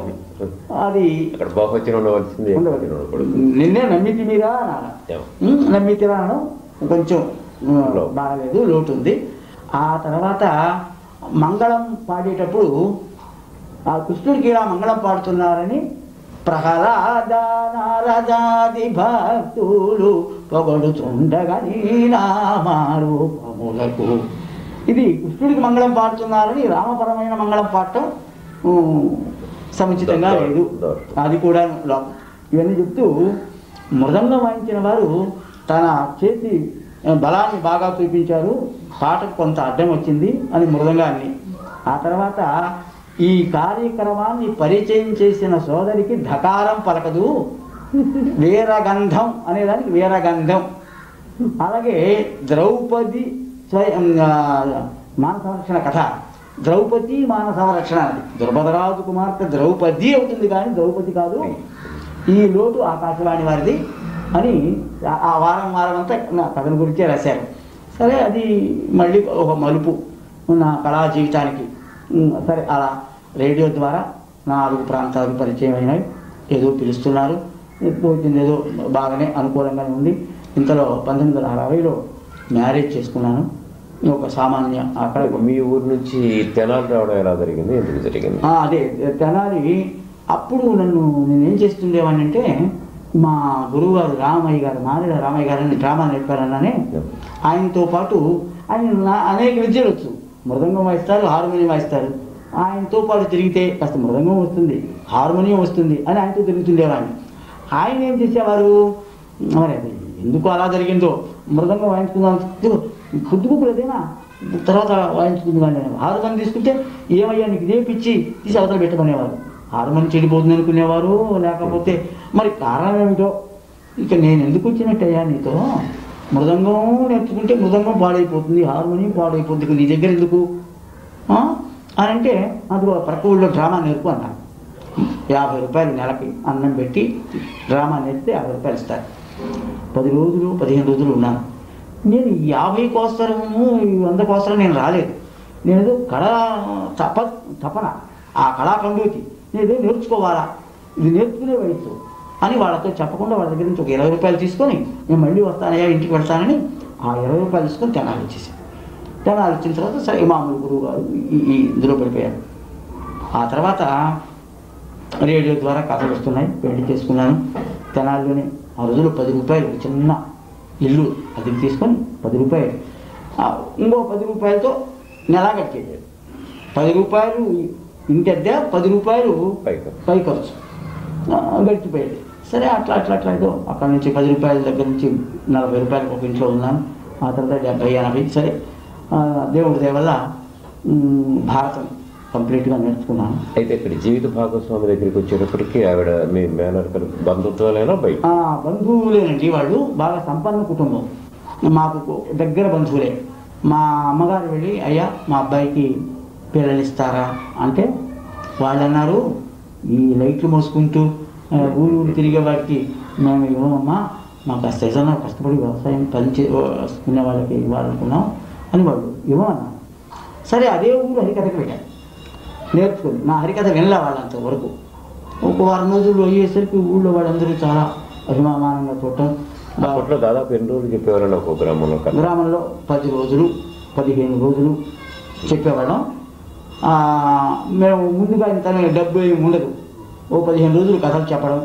ఊళ్ళో వాళ్ళందరూ ఏదో రూపాయో, ₹1 2 రూపాయలు ఇచ్చేవాళ్ళు. కథ జరిగేటప్పుడే హారత పట్టడం ఇవన్నీ అలా ఉండేవి. తర్వాతనేమో కొన్ని ఊళ్ళల్లో కథ అయిన తర్వాత ఇంటింటికి వెళ్ళి సందాలు తిరిగి వసూలు చేసుకునేవాళ్ళు. బాగా ఉంది. బాగున్న తర్వాత వాళ్ళ యొక్క కోఆపరేషన్ ఎలా ఉండేది? చాలా బాధపడకుండా ఇచ్చేవాళ్ళు, ఎంత ఆత్మీయంగా ఎంత అభిమానంగా చూసేవాళ్ళండి. ఎందుకంటే వాళ్ళకి ఆ రోజుల్లో వినోదానికి విజ్ఞానానికి ఒక హరికథ తప్పితే తోలు బొమ్మలాట ఇవి 2 మాత్రమే ఉండేవి. ఒక మాట చెప్పాల్సి వస్తే నిజం చెప్తే, ఈ తోలు బొమ్మలాటలు హరికథలు లేకపోతే ఈ పాటికి భారత రామాయణాలు మన వాళ్ళు ఎప్పుడూ మర్చిపోయేవాళ్ళు. ఎందుకంటే ఆ రోజుల్లో కాదు, ఇప్పటికి మాత్రం భారత రామాయణం ఎవరు చదివారండి? మొత్తం చదివారా? ఎవరు చదవరా. కానీ అందరికీ భారతం అంతా తెలుసు, రామాయణం అంతా తెలుసు. ఎలా తెలుసు అంటే హరిదాసుల పుణ్యం. ఆ తోలు బొమ్మలాట వాళ్ళ చలవ 4 రోజులు ఉండి ఆ భారతంలో ఆయనకి ఈయన పుట్టాడు, ఈయనకి ఆయన పుట్టాడు, ఇది అది అది ఇది కథ అంతా. ఎందుకంటే శాస్త్రం ఏం చెప్పిందంటే 100 సార్లు చదివేదానికంటే ఒక్కసారి రాయటం గొప్ప. 100 సార్లు రాయడం కంటే ఒక్కసారి వింటే హృదయానికి హత్తుకుపోతుంది. దృశ్యంగా చూస్తున్నారు కదా, హత్తుకుపోయి ఆ పురాణాలన్నీ వాళ్ళకి బాగా అవగాహన అయ్యాయి. ఇది నేననే కాదు, అమెరికాలో మన తెలుగు వాళ్ళు కూడాను ఇదే అన్నారు. సుబ్బారావు గారు, మేము భారత రామాయణం చదవలేదు కానీ మాకు మొత్తం తెలుసు. ఎలా తెలుసు అంటే, చిన్నతనంలో మా ఊరు ఒక హరిదాసు గారు వచ్చారు, 4 రోజులు భారతం చెప్పేవారు, మేమంతా చదువుకుని చిన్నపిల్లలు అక్కడికి వెళ్ళి వింటుండేవాళ్ళం, అందువల్ల మాకు భారతం రామాయణం వచ్చు అని చెప్పేవాడు. అందువల్ల ఇది ఈ పురాణాలను ఈ కావ్యాలను ఇప్పటి వరకు జన హృదయంలో నిలవడానికి కారణం హరిదాసుడు. అయితే హరికథలు తగ్గిపోయి ఎలాగా అనుకుంటుండే రోజుల్లో ఈ వీడియో టీవీలు వచ్చినాయి. ఈ టీవీలు మళ్ళీ బ్రతికించినాయండి. ఇంకెలాగా అనుకుంటుండే హరికథల మీద మోజు తగ్గిపోయి మళ్ళీ పురాణాలు చచ్చిపోతాయేమో అనుకుంటుండే రోజుల్లో రామానంద సాగర్ గారు, చోప్రా గారు, వాళ్లకు నిజంగా హిందూ జాతి అంతా రుణపడి ఉంది. వాళ్ళు కమర్షియల్గా చేశారో లేకపోతే పారమార్థికంగా చేశారో, ఏం చేసినా మంచి పని చేశారు. ఎలా చేసినా దానికి కమిట్ అయిపోయి అంకిత భావంతో చేశారు. ఇంకో 100 సంవత్సరాల వరకు మళ్ళీ భారత రామాయణం బ్రతుకుతుంది. మళ్ళీ ఈ జనరేషన్కి ఈ టీవీలు పోయిన తర్వాత మళ్ళీ వస్తున్నాయి కూడా, అవి చావు, శాశ్వతమైనవి కదా. ఎందుకంటే వాళ్ళు చెప్తారే విశ్వశ్రేయ కావ్యం నా ఋషి కురితే కావ్యం. మహర్షులైన వాళ్ళు స్వార్థరాహిత్యంతో పారమార్థిక చింతనతో సమాజానికి మంచిని అందించాలనే సంకల్పంతో వాల్మీకి, వ్యాసులు ఈ మహర్షులంతా రాసినవి. ఇప్పుడేదో పాట రాసి లేకపోతే పద్యం రాసో లేకపోతే చిన్న పుస్తకం రాసో దాని మీద 16 టైటిల్స్ తగిలించుకొని సన్మానాలు చేయించుకొని ఏదో రకంగా డబ్బు సంపాదించుకోవడానికి వ్యాపార దృష్టితో కావ్యాలు రాస్తున్నారు. కానీ ఆనాడు కేవలం పరమార్థం, సమాజ శ్రేయస్సు అట్లా రాశారు కావ్యం. అందుకే అవి బ్రతికినాయి. అలాగే ఈ తర్వాత మళ్ళీ ఏదో వస్తుంది అనుకోండి, ఇది అంతరించిపోయేలోపు ఈ జనరేషన్ అది మర్చిపోబోతుంది రోజుల్లో మళ్ళీ ఏదో రాకపోతుందా? అవి సజీవాలు, శాశ్వతాలు. అందుకని ఆ తర్వాత ఊరు తిరగడం. మా గురువుగారు అన్నారు, ఒరే నువ్వు ఆ పల్లెటూళ్ళలో ఉంటే నీకు లాభం లేదు, తెనాలి వచ్చి కాపురం పెట్టరా అన్నారు. నాకు కాపురం పెడితే నేను బ్రతుకుతానా? నాకు ఇక్కడ బస్తీల్లో నాకు అంత ఆదాయం వస్తుందా అనుకుంటే ఆయన ధైర్యం చెప్పి నీకేం పర్వాలేదురా నేనున్నాను కదా అని కాపురం పెట్టించారు. అసలు బాగా అనుకూలంగానే ఉంది. సరే ఇంతకు ఆ పిట్టం బండ అనే గుళ్ళో హరికథలు చెప్తుంటే 5-6 మేమిస్తాం పిల్లని అన్నారు. సరే ఎవరైతే మేము పని చేసుకునే వాడికి ఇవ్వాలా అన్నారో మా బంధువుల్లో వాళ్ళే కట్నం ఇచ్చి, ఆ రోజుల్లో కట్నాలంటే 3,000 అంటే ఇప్పుడు 3 లక్షలు ఇచ్చినట్టు 3,000 రూపాయలు కట్నం ఇచ్చి ఏదో అవి ఏదో లాంఛనాలన్నీ జరిపి ఆ రాజేశ్వర కాల అప్పటికి చిన్నపిల్లని పెళ్లి చేసుకున్నాను. అయితే ఆమెకు చదువు లేదు, కానీ నేను ఏం చెప్తే అది వినదు. నన్ను ఒక ఆరాధనా భావంతో నేనే దైవంగా చెప్పిందల్లా అర్థం చేసుకొని నా భావానికి అనుకూలంగా మలుచుకున్నాను. ఆమె చక్కగా బాగా జీవితం చేయవది కదా. నాకు అనుకూలం. మనకి మన రామకృష్ణ పరమహంసని శారదాదేవికి చెప్పడానికి 7వ సంవత్సరంలో ఈవిడ ఉన్నప్పుడు 21వ సంవత్సరంలో రామకృష్ణ పరమహంసకి వివాహం చేశారు. ఆ రోజులో వ్యత్యాసం కూడా ఉంది. ఆ వ్యత్యాసం ఉండడానికి కారణం ఏం చెప్తున్నాడంటే, ఈ 21వ సంవత్సరానికి వాడు పూర్తి పరిణితి చెందిన వ్యక్తిగా అయిపోతాడు. జీవితంలో ఏం చేయాలో అతనికి స్థిరమైనటువంటి అభిప్రాయాలు ఉన్నాయి. ఇక్కడ అష్టవర్షేత్ భవత్కని అంటున్నాను కదా, ఈ 8వ సంవత్సరం వచ్చేటప్పటికి ప్రారంభ దశ ఆవిడికి. కనుక ఆవిడ మనస్సుని ఎంత సున్నితంగా అద్దంలో చూసుకుంటే మనకు కనిపిస్తుందో ఆ బొమ్మ ఆవిడ మీద పడేట్టుగా ఈయన ఆశయాలన్నీ అక్కడ ముద్రించి ఆవిడ అలా తీర్చిదిద్దుకునేవాడు. కనుక హాయిగా పొరపక్షాల్లో కూడా జీవితాలు సాగినాయి. వాళ్ళ అనుభవము, వీళ్ళ చిన్నతనం లేత హృదయంలో. అప్పుడు భర్త మీద భార్యకు మోజు కలగడానికి కూడా ఇంట్లో ఏం చేసేవాళ్ళంటే, భర్త లేనప్పుడు ఆయన్ని గుణగణాల గురించి చెప్పుకునేవాళ్ళు ఇంట్లో. అది చాలా గొప్పవాడు, మంచివాడు అని చెప్పడంతోనే ఆ భావాలు వీళ్ళ హృదయంలో ముద్ర పడిపోయి నా భర్త అంత గొప్పవాడు కాకూడదు అని ఈ భర్త మీద ఆరాధనా భావం పెంచుకునేవాడు. ఆ చిన్నతనం వయసులోనే చెప్పినట్టుగా నడుచుకొని జనాలు ఇచ్చిన చాలా అనుకూలంగా, చదువు లేకపోయినా సంస్కారం ఉంది, దానికి తగినట్టుగా ఏదో మలుచుకున్నాము, బాగానే ఉంది అనుకూలంగా.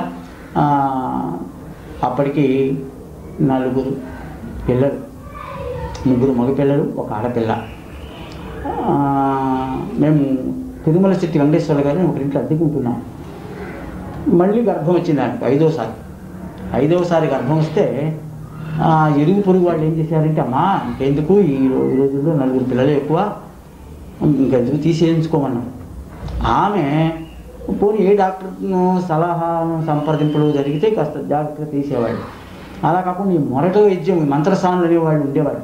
వాళ్ళు ఏదో మొరట వైద్యం చేస్తే అది ధనుర్వాతానికి వచ్చి, నేను ఎవరో కథకు వస్తే మా గురుగారి ఇంట్లో మాట్లాడుతున్నా, ఇంతలో గబగబా మా ఇంటికి ఎవరో వచ్చి, ఏమంటే మీ భార్యకు సీరియస్గా ఉంది, ఇళ్ళల్లో వాళ్ళు ఆసుపత్రిలో చేర్చారంటే ఇదేమిటి అని హడావుడిగా ఆసుపత్రికి వెళ్ళారు.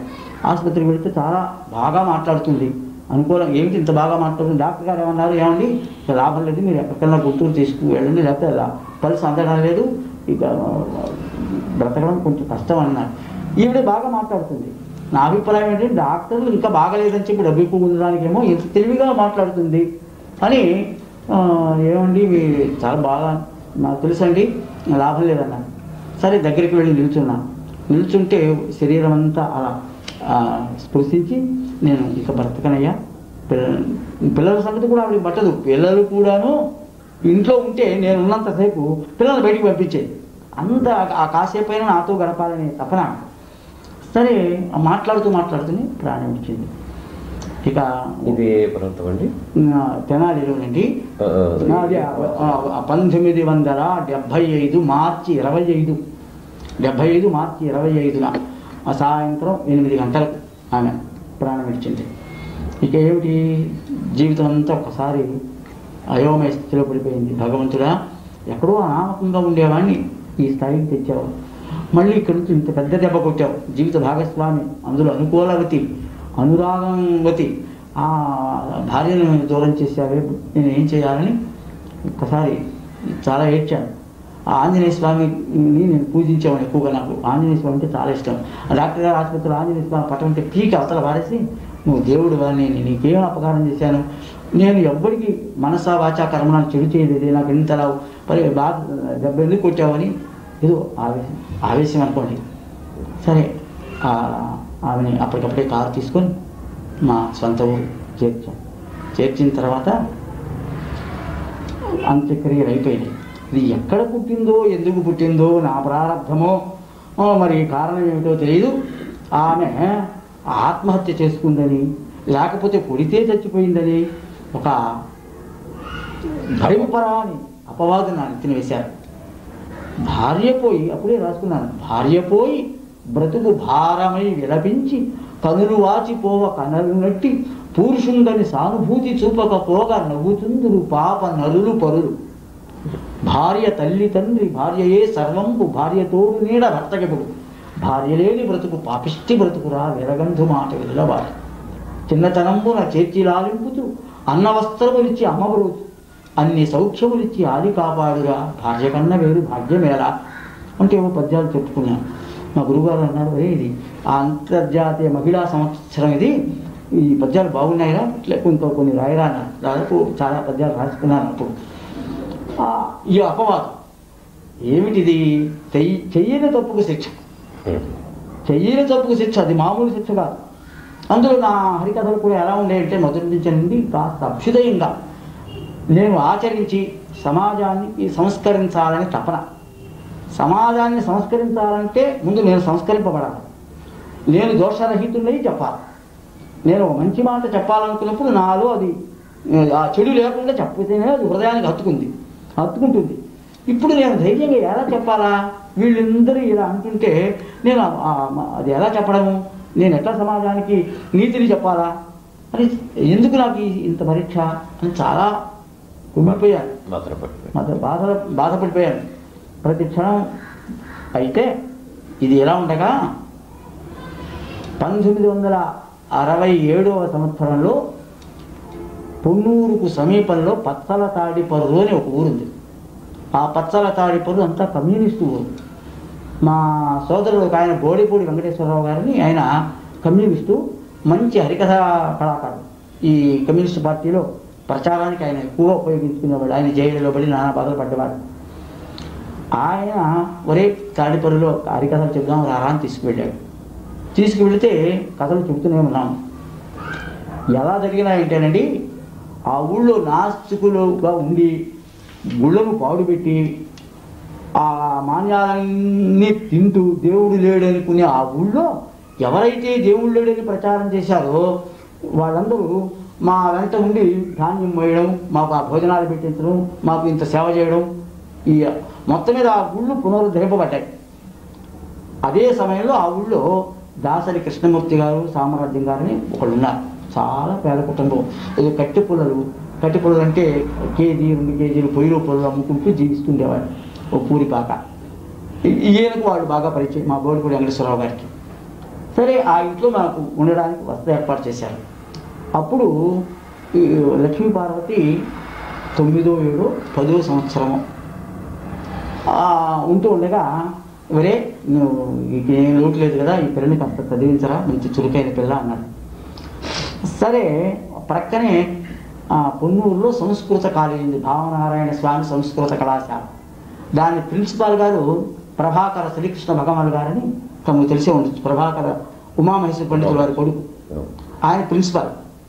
ఈవిడ 9వ తరగతి తప్పిన తర్వాత దిగులు పడి ఏడుస్తూ కూర్చుంటే నేను అక్కడ నాకు ఈ భాష మీద ఇష్టం, అందుకని ఈ లౌకిక చదువుల కంటే అది చదువుకుంటే కాస్త సంస్కారం వస్తుంది అని ఆయన్ని బ్రతిమాలుకుంటే ఆయనకి నేను సీట్ ఇస్తాను, చేర్పించండి అన్నాను. సంస్కృతం చదువుకుంటుంది. 2 సంవత్సరాలు అయిపోయినాయి. ఒక 3వ సంవత్సరంలో మా తెనాలిలోనే గేట్ హాల్ దగ్గర సంస్కృత పాఠశాల కాలేజీ చెప్తుంది. దాంట్లో దగ్గర 2 సంవత్సరాలు చదవడానికి నాకు తీసుకొచ్చాను. 2 సంవత్సరాలు కంప్లీట్ అయినాయి. కంప్లీట్ అయిన తర్వాత నాకు ఇంకా పెళ్లి చేసుకోవాలని ఆసక్తి లేదు. కారణం ఏంటంటే 38 సంవత్సరాల వయసు, 4 పిల్లలు. సరే ఈ పిల్లలతో ఏదో గడుపుదామని అనుకున్నా. ఈ బోడిపూడి వెంకటేశ్వరరావు గారు, మా గురువు గారు తెల్లాపల్లి వెంకటేశ్వర గారు, ఒరే మీ ఇంట్లో పెరిగిన పిల్ల కదా, ఆ పిల్ల అయితే మీకు అనుకూలంగా ఉంటుంది, ఈ పిల్లలను కూడా జాగ్రత్తగా చూసుకుంటుంది, నువ్వు పెళ్లి మానుకోవడం బాగాలేదు, నేను చెప్పేది ప్రతి అక్షరం ఇందులో పొల్లు మాటలు వేసి ఆనంద్ గారు అని ఆయన ఎంకరేజ్ చేశారు. ఏమో గురువు గారు నాకు వయసు. దీనికి తోడు ఆవిడ నన్ను ఒక దేవుళ్ళలాగా ఆరాధించడం మొదలెట్టాడు. ఎలాంటి ఆరాధన అంటే నేను ఒక సూర్యుడు కాదు చంద్రుడు. నాకు అప్పటికి మంచి పేరు, ఎన్నో సన్మానాలు జరిగినాయి. తెనాలిలో అప్పుడే 72వ సంవత్సరం 60 రోజులు మహాభారతం చెప్పాను. మహాభారతం చెబితే కరుణశ్రీ దంజాల పాపిశాస్త్రి గారిని, కొండవీటి వెంకటకవి గారు, కృష్ణ భగవాన్ గారు, మరి మునికుట్ల సదాశివశాస్త్రి గారు, మా గురువు గారు, వీళ్ళందరి సమక్షంలో కనకాభిషేకం చేయించారు. హరికథ కావతంసాన్ని బిరుదిచ్చారు ఆయన కరుణశ్రీ గారు. అలా పేరు, ఎక్కడికి పోయినా సన్మానాలు, సారినంత డబ్బు. నేను ఎలా ఉన్నానంటే నేను దొరకడం ఒక భాగ్యంగా ఉంది ఆమె. ఇలాంటి ఆయన భార్యనైతే చాలు, ఆ ప్రక్కన ఉంటే చాలు అన్న భావన కలిగింది. నేను పిల్లలు నేను పెంచుతాను, నేను మీకు భార్యగా ఉంటాను, పెళ్లి చేసి వాళ్ళ అమ్మా నాన్న వాళ్ళకి ఇష్టం లేదు. నేను నా అభిప్రాయం ఏంటంటే చెప్పానమ్మా, నువ్వేమో నీది పెరిగే వయసు, అంటే పెరిగే యవ్వనం, నాది కుంగే వయసు, 40 దాదాపు వస్తున్నాయి, అందువల్ల నీకు నాకు కుదరదు. అంటే నాకు నీ వయస్సుతోనూ నీ అందంతోనూ నీ అందంగా కూడా చాలా బాగుండేది అనుకో, ఐశ్వర్యంతో నాకు పని లేదు. నేను మీ పిల్లలకి తల్లిని కావాలి, మీరు కాదంటే చచ్చిపోతాను అని బిడలు మిగింది ఒక రోజున. సరికి వీళ్ళందరూ కలిసి అమ్మాయిని చేసుకోవయ్యా బాగుంటుందని ప్రోత్సహించారు. సరే విధి అలా ఉంటే అలా ఉంటుందని ధర్మబద్ధంగా వివాహం మళ్ళీ జరుపుకున్న తర్వాత ఆ భాషాపరమైన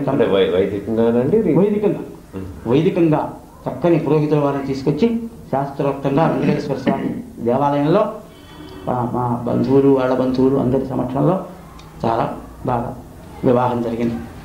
వివాహం అయిన తర్వాత చాలా అనుకూలం. నేను ఒక క్షణం కనిపించకపోతే ఆవిడ అన్నం నీళ్లు మానేసి దిగులుతూ కూర్చునేది.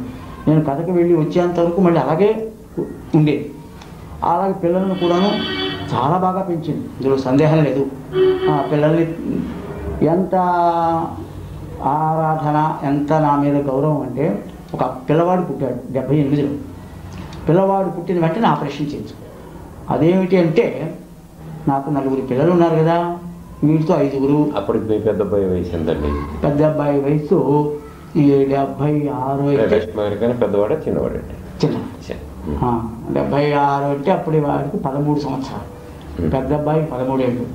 ఈమెకేమో ఆవిడ డేట్ ఆఫ్ బర్త్ 1954 సెప్టెంబరు 14వ తేదీ. అంటే 54 అంటే అప్పటికి ఆవిడ వయసు 21 సంవత్సరం. మా పెద్ద అబ్బాయికి 13 ఏళ్ళు, రెండో అబ్బాయికి 10 ఏళ్ళు, మూడో వాడికి 8, పాపకు 6 ఏళ్ళు. ఇది వాళ్ళ వయసు. అందరినీ కన్నబిడ్డలాగా పెంచింది, అంత అలాగే చూసింది. వీళ్ళు కూడా అమ్మ అమ్మ అని తప్ప మరొక రకంగా పిలిచేవాళ్ళు కాదు. ఆమెను కూడా వరే అది చదవండిరా ఇదిరా అని మందలిస్తుండేది. చాలా సాఫీగా సాగిపోతుంది కుటుంబం. నాకంటే అదృష్టవంతులు లేదనుకున్నాను. అయితే ఇక్కడ జరిగింది ఏమిటంటే, నాకు పెద్ద చదువు లేదండి. అప్పుడు 8వ తరగతి చదువుకున్నాను. సరే ఇటీవల ఏదో ఓపెన్ యూనివర్సిటీలో BA చదివాను అనుకోండి. అయితే నాకు చదువు లేని లోటు ఈ పిల్లల ద్వారా, ఈమె ద్వారా తీర్చుకోవాలని అప్పుడు ఆమె భాషాపరమైన కంప్లీట్ చేయించి, ఆ తర్వాత POL అని ఒకటి ఉంది, ఎంఏ చదవాలంటే POL అని ఒక సబ్జెక్ట్, అది పాస్ అవ్వాలి. పెళ్ళి అయిన తర్వాత నాకెందుకండి చదువు, ఇలా గృహిడిగా ఉండిపోతాను అని కాదు. నేను అనేవాడిని, వీరగంధ వెంకట సుబ్బారావు భార్య కాదు, లక్ష్మీ పార్వతి భర్త అని అనిపించుకోవాలా, నువ్వు చదువుకోవాలా, గొప్పదానివి కావాలి, నువ్వు డాక్టరేట్ చేయాలా అని ఆవిడ్ని ఎంఏ చేయించి ఎంఫిల్ చేయించి, అలాగే పిల్లల్ని కూడా ఇంజనీరింగ్ ఎంటెక్లు బీటెక్లు పిల్లల్ని కూడా చదివించుకొని ఎంఫిల్ దేని మీద చేశారండి? సౌందరనందం కాటూరి వారి కావ్యం ఉంది కదా, ఆ సౌందరనందం లహరంకా రాజహంస అని రాకేష్ శర్మ ఎవరో అతని హిందీలో రాశాడు. హిందీలో సారు అంటే కంపారిటివ్ స్టడీ, దాన్ని దాని మీద ఎంఫిల్ చేయించి తులనాత్మక పరిశీలన పబ్లిష్ చేశారు సార్. అది పబ్లిష్ కాక థియరీ అంత పుస్తకం ఉంటుంది, అది టైప్ చేయించాను. అయిపోయింది, ఎంఫిల్ అయిపోయింది. ఎంఫిల్ అయిపోయిన తర్వాత నాకు ఏమిటంటే హిందూ మతం అంటే కానీ పిచ్చి. నాకు అది తప్ప ఉప్ప నాకు తెలియదు, కానీ ఆ హిందూ మతానికి అన్యాయం జరిగితే నేను భరించలేను. ఇటు ఇతర మతాలు హిందూ మతాన్ని తిట్టడం, విగ్రహారాధకులంతా పాపులు అనడం, మా మతాలు గొప్పదని మతాంతరీకరణ చేయడం, ఇదంతా చూసి నాకు బాధ కలిగి నేను కథలో నా హరికథ అంటే సగం మతాన్ని గురించే ఉండేది. అదేమిటి, హిందూ మతం యొక్క గొప్పతనము, ఇతర మతాల వల్ల ఈ దేశానికి రాబోతున్న ప్రమాదము, దీని వెనక ఉండే రాజకీయము, వీటన్నిటినీ సమాజానికి అందించాలి. దీనివల్ల ఏమిటంటే ఇంతకుముందు మత మార్పిళ్ళు జరిగిన వాడు తిరిగి రాకపోయినా క్రొత్త వాళ్ళైనా మతాంతరీకరణ పొందకుండా ఉండాలనే ప్రయత్నం. అయితే నాకు అక్కడక్కడ తగాదాలు వచ్చాయి. వాళ్ళు వచ్చి దెబ్బలాడటం, ఈ కార్యకర్తలు కూడాను మన హిందూ సంస్కారాన్ని గురించి ధర్మాన్ని గురించి చెప్తున్నాళ్ళే అనుకోరు, మీకెందుకంటే ఎరగా చెప్పుకోక అని వీళ్ళు కూడా నన్నే మందలించేవాళ్ళు. నా ఎలా కానీ ఈవిడ చిన్నప్పటి నుంచి కాస్త మాట్లాడటం అలవాటు, స్కూల్లో కాలేజీలో కూడా. ఈమెను తయారు చేసుకుంటే నాకు అనుభూతి తెలుస్తుంది. ఎందుకంటే ఆవిడ ఏదన్నా స్పీడ్గా కొంత మాట్లాడినా ప్రతి వాళ్ళు సానుభూతి చూపిస్తాడు, ఏవో ఆడపిల్ల చెప్పుకుంటుంది వాయ్ మీకెందుకు అని మాకు సపోర్ట్ వస్తుంది. ఆ భావంతో నాతో పాటు వెంట తీసుకువెళ్ళి నా కథకు ముందు 1 గంట సేపు ధార్మిక ఉపన్యాసం ఫ్రీగా, నేను మాత్రం ఉచితంగా చెప్పను, అది నా వృత్తి. ఈమెకు మాత్రం నీ దగ్గర 5 పైసలు కూడా తీసుకోము, ఇది నా ప్రవృత్తి. నా ప్రవృత్తి ధర్మ ప్రచారము, నా వృత్తి హరికథ. హరికథ ద్వారా నేను సంపాదించుకుంటాను, ఈమె ద్వారా మాత్రం ధర్మ ప్రచారం చేయించుకోవాలని వెళ్ళిన చోట మంచి రెస్పాన్స్ వచ్చేది. రెస్పాన్స్ అంటే చాలా చోట్ల ఆవిడ ఉపన్యాసం హరికథ విన్న తర్వాత హిందూ ధర్మాన్ని ఉద్ధరించడానికి మళ్ళీ పార్వతీ పరమేశ్వరులాగా అవతరించారు అన్నంత పత్రికల్లో చాలా చోట్ల ప్రశంసిస్తూ, అలాగే వేదికల మీద ప్రశంసిస్తూ వచ్చారు. అప్పుడు ఆవిడ ధార ఎలా ఉండేది? బాగుంది, ఫ్లోయింగ్ బాగుంది. మెటీరియల్ అంతా నేను అందించేవాడు. నాకు ఏ ఆశయాలు ఉన్నాయో ఆ ఆశయాలన్నింటినీ ఇలా చెప్పు అని చెప్పించడం. ఆ తర్వాతనేమో టీవీలలో తీసుకువెళ్ళి నా హరికథ అప్పుడు ఆమె కూడా తీసుకువెళ్ళి, ఏమండి ఈమె ధార్మిక ప్రచారం ఉపన్యాసం ఇస్తుంది, అవకాశం ఇప్పించండి అంటే 10 వారాలు టీవీలో ఈ స్త్రీల కార్యక్రమంలో ఆచారాలు అంతరార్థాలు, అసలు ఆచారం వెనక ఏ భావంతో వాళ్ళు పెట్టారు, ఈ పండుగలు వాటి ఉద్దేశం ఏమిటి, కాళ్ళకు పసుపు ఎందుకు పూసుకుంటారు, లేకపోతే గాజులు ఎందుకు వేసుకుంటారు, ఈ తాళి బొట్టు యొక్క అసలు తత్వం ఏమిటి, ఈ బొట్టు పెట్టుకోవడంలో అర్థం ఏమిటి అని, ఇవన్నీ కేవలం మూఢాచారాలు కాదు. ఆచారం ఈజ్ ఈక్వల్ టు ఆరోగ్యం. ప్రతి ఆచారం వెనక ఆరోగ్యం ఉంది. ఇంటి ముందు వేప చెట్టును పొద్దున్నే మహాలక్ష్మిని పూజించినా, తులసి చెట్టుకు నీళ్లు పోస్తే పుణ్యం వచ్చిందన్నా దీని వెనక సైన్స్ ఉంది అని. ఎందుకంటే ఇప్పుడు ఈ పరిస్థితుల్లో ఈ యువతరం ఎలా ఉందంటే, ఊరికే లేచి పొద్దున్నే వేప చెట్టు చూడరా పుణ్యం రా అంటే వీళ్ళు నమ్మరు. వీళ్ళకు ఎక్స్ప్లెయిన్ చేసి దీని ఉద్దేశం ఇది, వేప చెట్టు ఇంటిలో ఉంటే ఎంత పుణ్యము అంటే దాని అర్థం వేప చెట్టు ఉన్న చోట పీనుగులాగా ఉన్నవాడు ఏనుగులాగా అయిపోతాడు, చల్లటి వాతావరణం. అది ఇప్పుడు మదనపల్లిలో టీబీలు నయమవుతున్నాయంటే కారణం అదే. ఆ శానిటోరియంలో నేను వెళ్ళి చూశాను, అన్ని వేప చెట్లు గాంగు చెట్లు, అతి చల్లదనం ఆ వాతావరణానికి. అలాగే పొద్దున్నే లేచి చింత చెట్టు మొహం చూడకూడదు అనేవాడు. చింత చెట్టును చూస్తే చింత ఏమిటిది, ఆ చింత అంటే చింత చెట్టు మహావేడి, ఆ వేడికి ఏనుగులాగా ఉన్నవాడు పినుగులాగా అయిపోతాడు. అందుకని ఈ ప్రతి ఒక్క ఆచారం, దాని వెనక ఉండే ఈ ఆరోగ్య సూత్రాలు, వీటి మీద ఒక 10 వారాలు ఉపన్యాసాలు ఇప్పించాను. మంచి రెస్పాన్స్ వచ్చింది. ఇవన్నీ ఎందుకంటే నా ధర్మాన్ని నేను రక్షించుకోవాలి. నేను డబ్బుల కోసం పరిగెత్తాల మొదటి నుంచి ఇప్పటి వరకు కూడా. వచ్చిన దాన్ని దుర్వినియోగం చేసుకోవాలా. ఇప్పటికీ మీకు తెలియదు కదా, నేను నా బట్టలు ఈ వయసులో కూడా నా బట్టలు నేను ఉతుక్కుంటాను. నేను ఎంత దూరం వెళ్ళినా నడిచి వెళ్తాను. ఇప్పుడు స్టేషన్ దగ్గర నుంచి కూడా నడిచి వస్తాను. ఎవరైనా కాదు చూడండి మొయ్యరాని బరువు ఉంటే తప్ప అడిగేవాళ్ళు, ఏమిటంటే మీకు ఏం తరుగు, అయిగా ఆటో ఎక్కకూడదా, లేకపోతే రిక్షా ఎక్కకూడదా అని. నేను అనేవాడిని, నాకు ఇది అలవాటు అయినా మీకెందుకు బాధ, దాంట్లో నాకు 3 ప్రయోజనాలు ఉన్నాయి. ఏమిటి? మొదటి ప్రయోజనం, నడిస్తే ఆరోగ్యము. ముందు రానుపోను 5 రూపాయలు, పోను 5 రానేది 10 రూపాయలు ఆటో ఆదాయం. ఆరోగ్యము, ఆదాయం ఉంటే ఆనందం. ఈ 3 నా ప్రయోజనాలు. అందువల్ల మీకేం బాధపడాల్సిన పర్లేదు, నేను నడిచే వెళ్తానండి. నాకు దాదాపు అంటే మా 10-15 సంవత్సరాలకు 20 సంవత్సరాల పూర్వం పేళ్ళు కూడా నేను మోసుకొచ్చుకునేవాడిని. సంపాదించుకుంటూ కూడా బజార్లో కట్టెపేళ్ళు ఇంట్లో వంటకు నేను నెత్తిని పెట్టుకుని తీసుకొచ్చుకునేవాడిని. అయితే నా తర్వాత వాళ్ళందరూ ఇప్పుడు అదే పని చేశారనుకోండి. ఒకే విషయం చెప్తాను, నేను దేనికి భయపడను. ఎవరికైనా హాని చేయాల్సి వస్తే దానికి భయపడాలి తప్ప నా పని నేను చేసుకుంటే తప్పేమిటి? అందువల్ల ఎవరి పని వాళ్ళు. ఇప్పుడు నేను తర్వాత అమెరికాలో కూడా నేను నేర్చుకున్నది ఏమిటంటే, వాళ్ళు ఎవరి మీద ఎవరు డిపెండ్ అవ్వరు. వాళ్ళు స్వయంగా వాళ్ళు కష్టపడతారు. డిగ్నిటీ ఆఫ్ లేబర్ అంతే తప్ప ఇది తప్పు, ఇది తక్కువ పని, ఇది ఎక్కువ పని అనేది లేదు.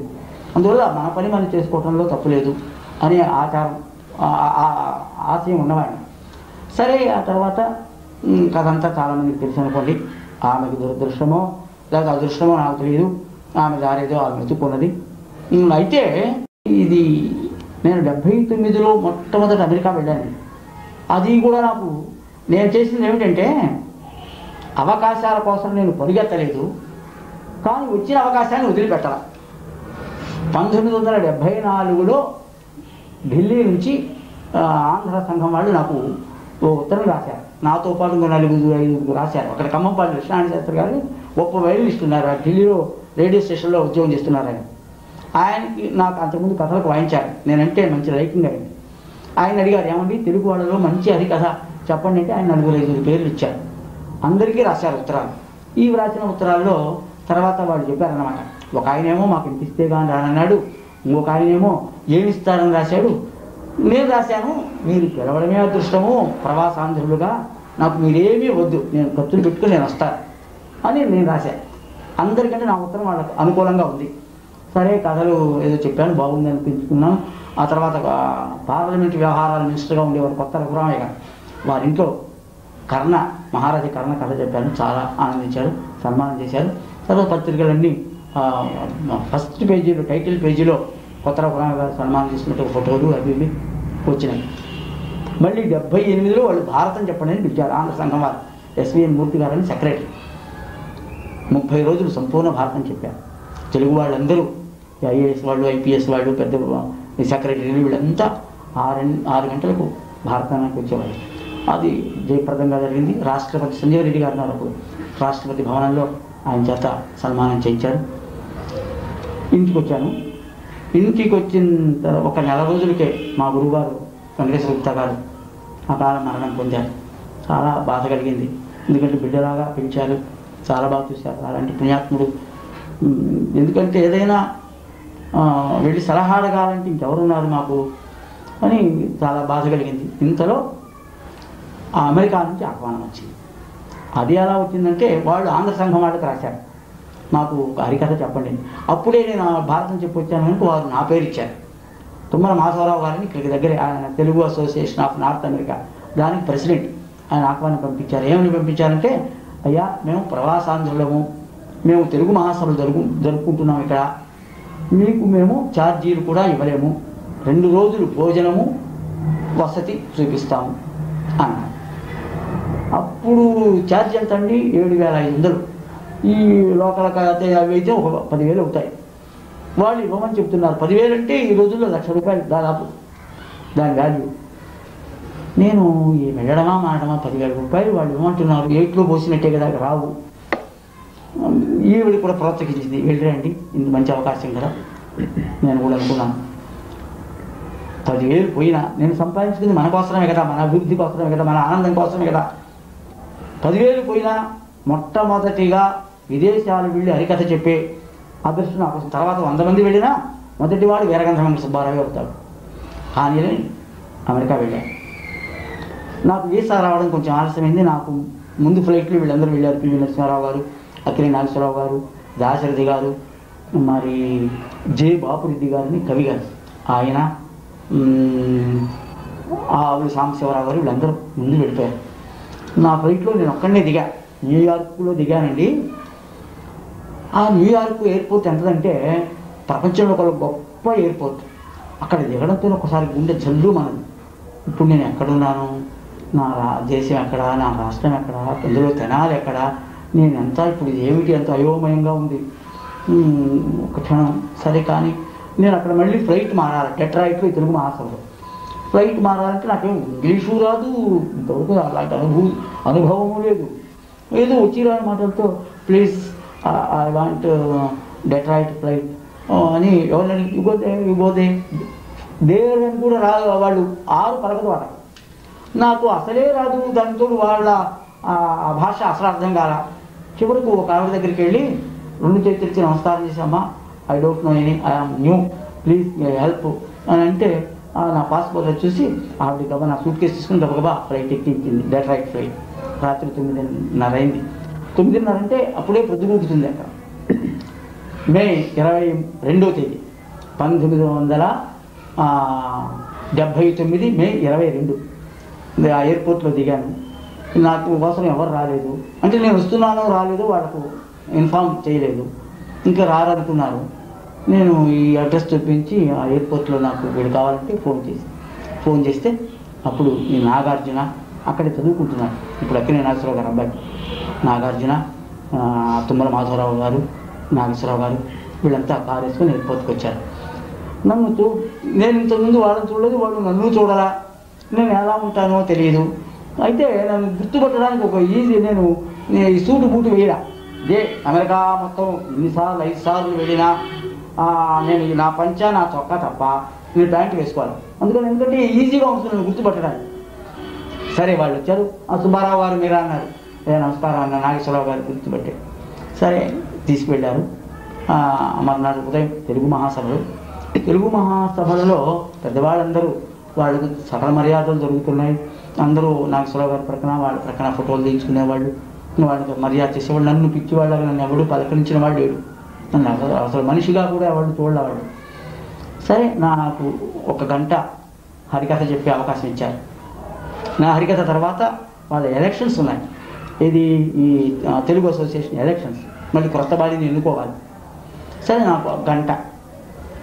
అక్కడ ఉన్న సీతాలక్ష్మి గారిని ఒక డాక్టర్, ఆవిడ వీణ వాయించారు. ఇంకొక ఆయన రాఘవన్ గారిని మృదంగా వాయించారు. అదే దైవ అనుగ్రహం. మంచి రెస్పాన్స్ వచ్చింది. ప్రతి బిట్టుకు సౌస్. అక్కడ విశేషం ఏమిటంటేనండి, కొంచెం మంచున్నా మనకు రెస్పాన్స్ వస్తుంది, ఎంకరేజింగ్ అనమాట. చప్పట్లు కొడతారు, దాంతో ఉత్సాహం వస్తుంది. కొన్ని చోట్ల మనం ఏమన్నా చెప్పు, నవ్విస్తే వాడు ఎదురుగా కూర్చుంటాడు. ఒక్కొక్కడు దౌర్భాగ్యుడు. వాడి దగ్గర నుంచి పెట్టగా చెప్తే నవ్వడు, ఏ రెస్పాన్స్ ఉండదు. వాడి దగ్గర నీకు 3 రాదు, ఉన్న 3 పోతుంది. అలా కాదు, వాళ్ళు కొంచెం ఉన్నా సరే మంచి రెస్పాన్స్. కథ బాగా జరిగింది. నా గంట కథ అయిపోయింది. జనం ఏమిటి, వద్దు మీరు కంటిన్యూ చేయండి, మాకు ఎలక్షన్స్ వద్దు, మీ ఇష్టం వచ్చిన వాళ్ళని ఎన్నుకోండి, మాకు ఆయన కథ కావాలా.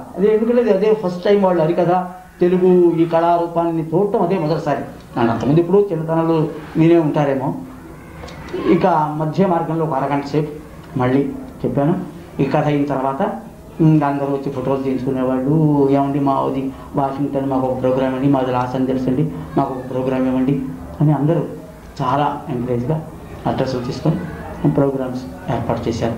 అక్కడ డాక్టర్ నాగభూషణం గారిని, ఆయన పిట్స్బర్గ్ దేవాలయ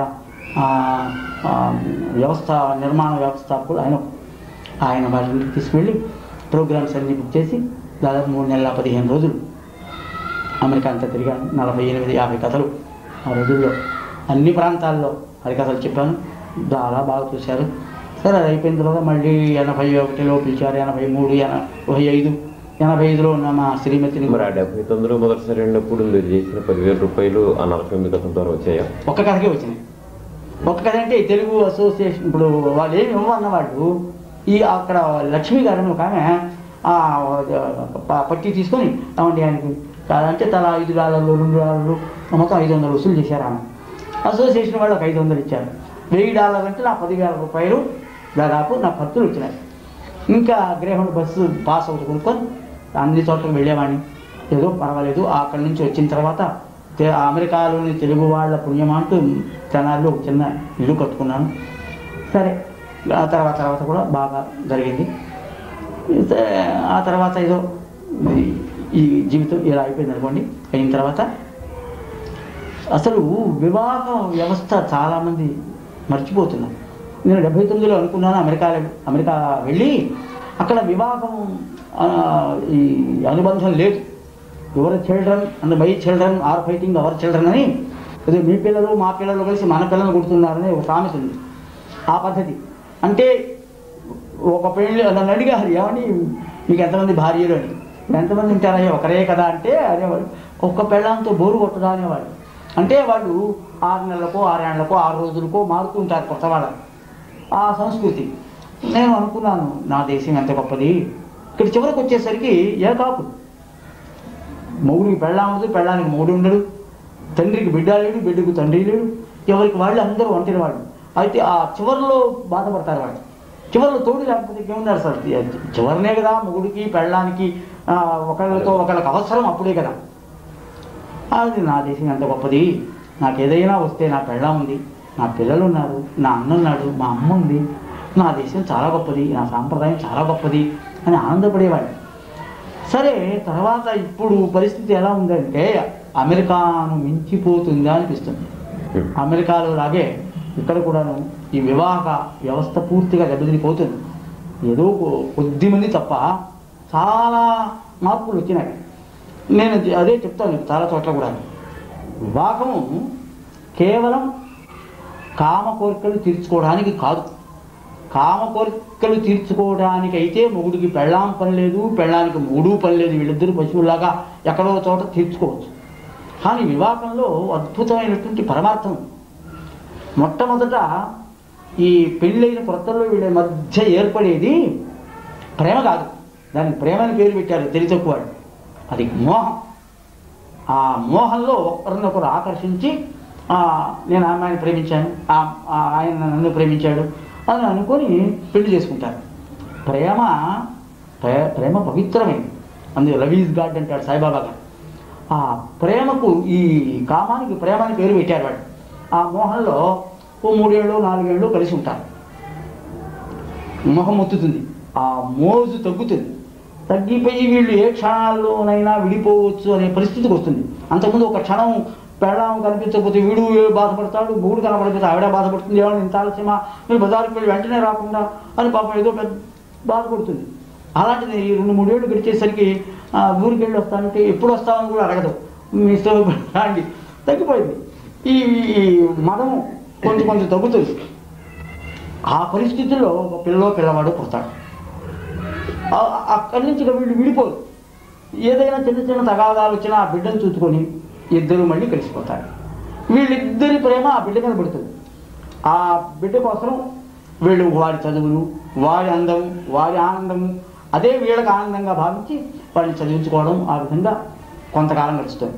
15-20 సంవత్సరాల వయసు వస్తుంది పిల్లలకి. అప్పటికి వీళ్ళకి 40 దాటారు.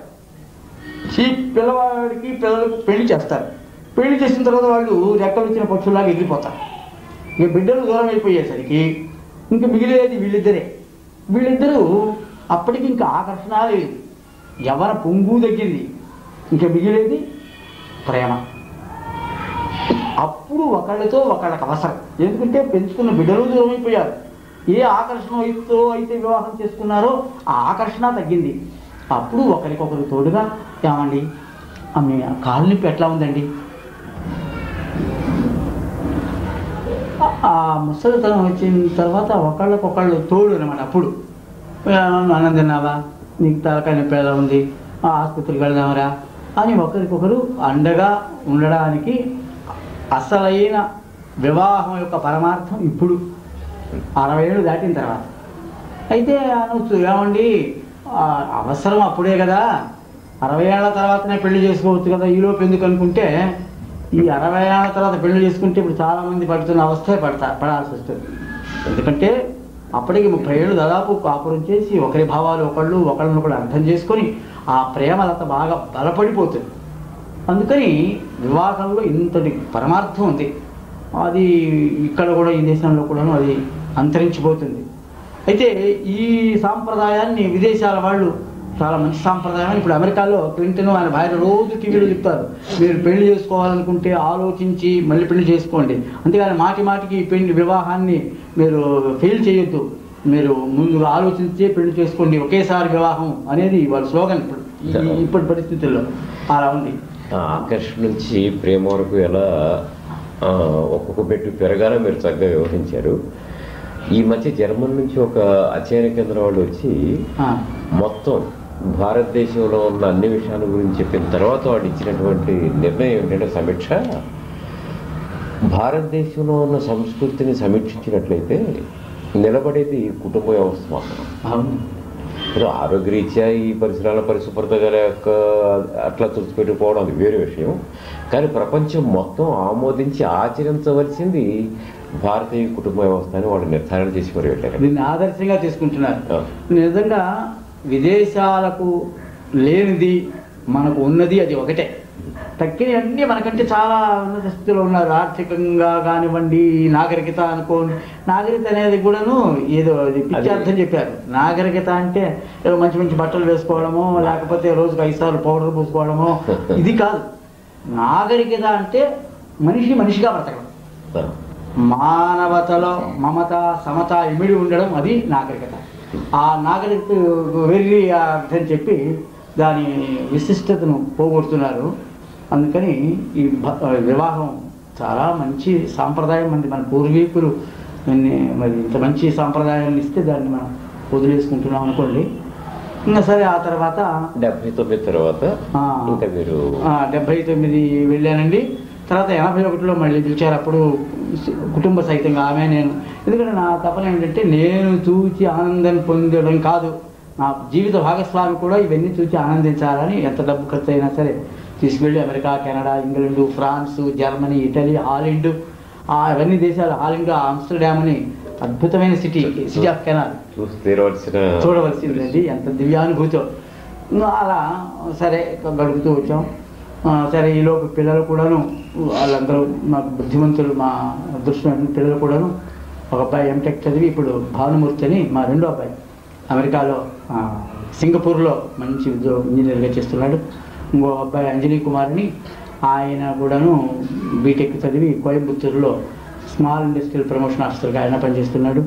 పెద్ద అబ్బాయి, ఆయనకు ఉద్యోగం లేదు కానీ, వెంకటరావు అని మా పెద్ద అబ్బాయి, ఆయనకి చదువు పెద్దగా ఇవ్వలేదు కానీ ఈ సంస్కృతి కాస్త యోగాలు, ఆసనాలు, ఈ యోగాల ద్వారా కొన్ని రోగాలు పోతాయని తను ప్రదర్శించడం, కొంతమందికి శిక్షణ ఇవ్వడం ఏదో అతను చేస్తున్నాడు. ఆయన భార్య కూడాను ఆమె గవర్నమెంట్ ఉద్యోగము.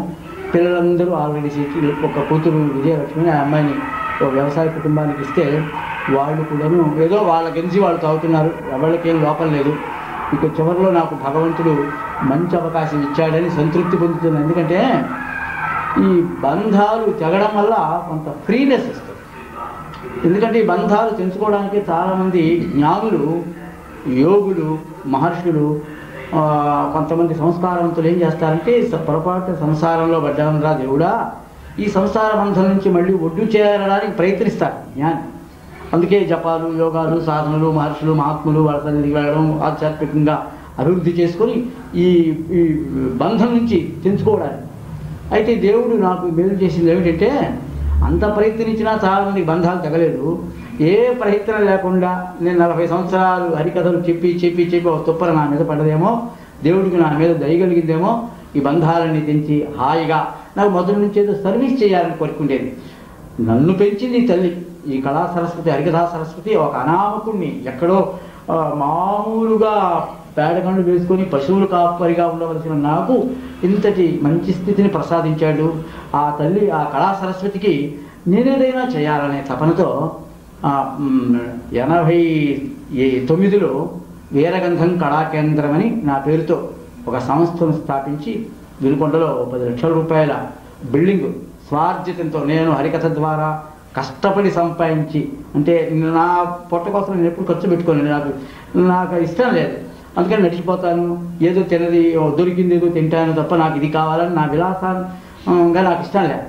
ఇట్లా సంపాదించిన దాన్ని కూడబెట్టి ఆ కళాకేంద్రాన్ని నిర్మాణం చేసుకొని దాన్ని రిజిస్టర్ చేయించి, అయితే దాని ఆశయం ఏమిటంటే వృద్ధ కళాకారుల సేవా సదనం. దిక్కులేని పేద కళాకారులు జీవితం అంతా కళకు అంకితమై వాళ్ళు దురదృష్టమో లేకపోతే వాళ్ళ స్వయంకృత అపరాధమో ఏదైనా కానీ చివరి దశకు వచ్చేసరికి ఆహారం దొరక్క, అంటే ఆర్థిక ఇబ్బందులతోనూ చివరికి చూచే దిక్కు లేక ఆదరణ లోపించడం, ఇలాంటి పేదవాళ్ళకు ఏదైనా ఒక పూట గంజి పోద్దామని చాలామందిని వృద్ధ కళాకారులను పిలిపించుకొని వాళ్ళు అక్కడ ఏదో నాకు తోచింది, నేను తిన్నదే, నేను వేరుగా తినేవాడిని కాదు, ఆ పేదవాళ్ళతో, ఆ వృద్ధులతో, ఆ కళాకారులతో కలిసి వాళ్ళతో పాటు గంజి, ఎందుకంటే ఈయన తర్వాత తిన్నాను అనుకో ఈయన వేరే ప్రత్యేకంగా ఏం తింటున్నాడు అనుకుంటారని వాళ్ళతో కలిసి తింటూ నాకు చాలా ఆనందాన్ని పొందాను.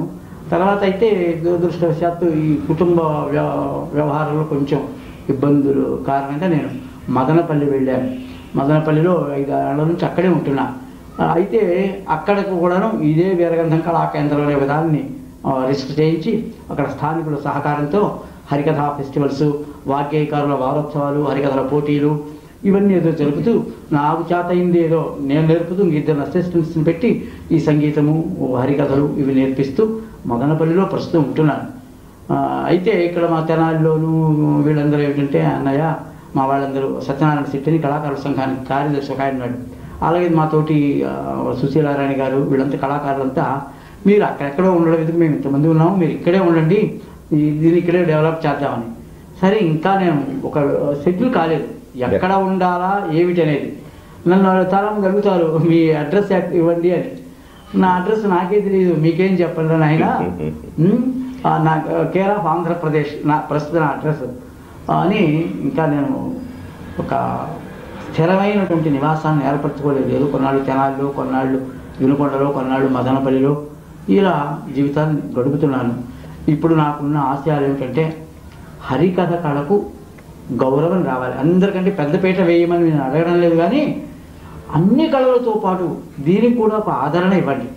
నిజంగా హరికథ చాలా గొప్ప కళ అని మీ అందరికీ తెలుసు, అందరూ ఒప్పుకుంటారు. నిజం చెప్పాల్సి వస్తే ఓ నాటకంలో హరికథ లేదు, హరికథలో నాటకం ఉంది. సంగీతంలో హరికథ లేదు, హరికథలో సంగీతము ఉంది. అలాగే ఒకటేమిటి, పురాణం ఉంది, మంచి సాహిత్యం ఉంది, మీదు మిక్కిన స్వతంత్ర కళ.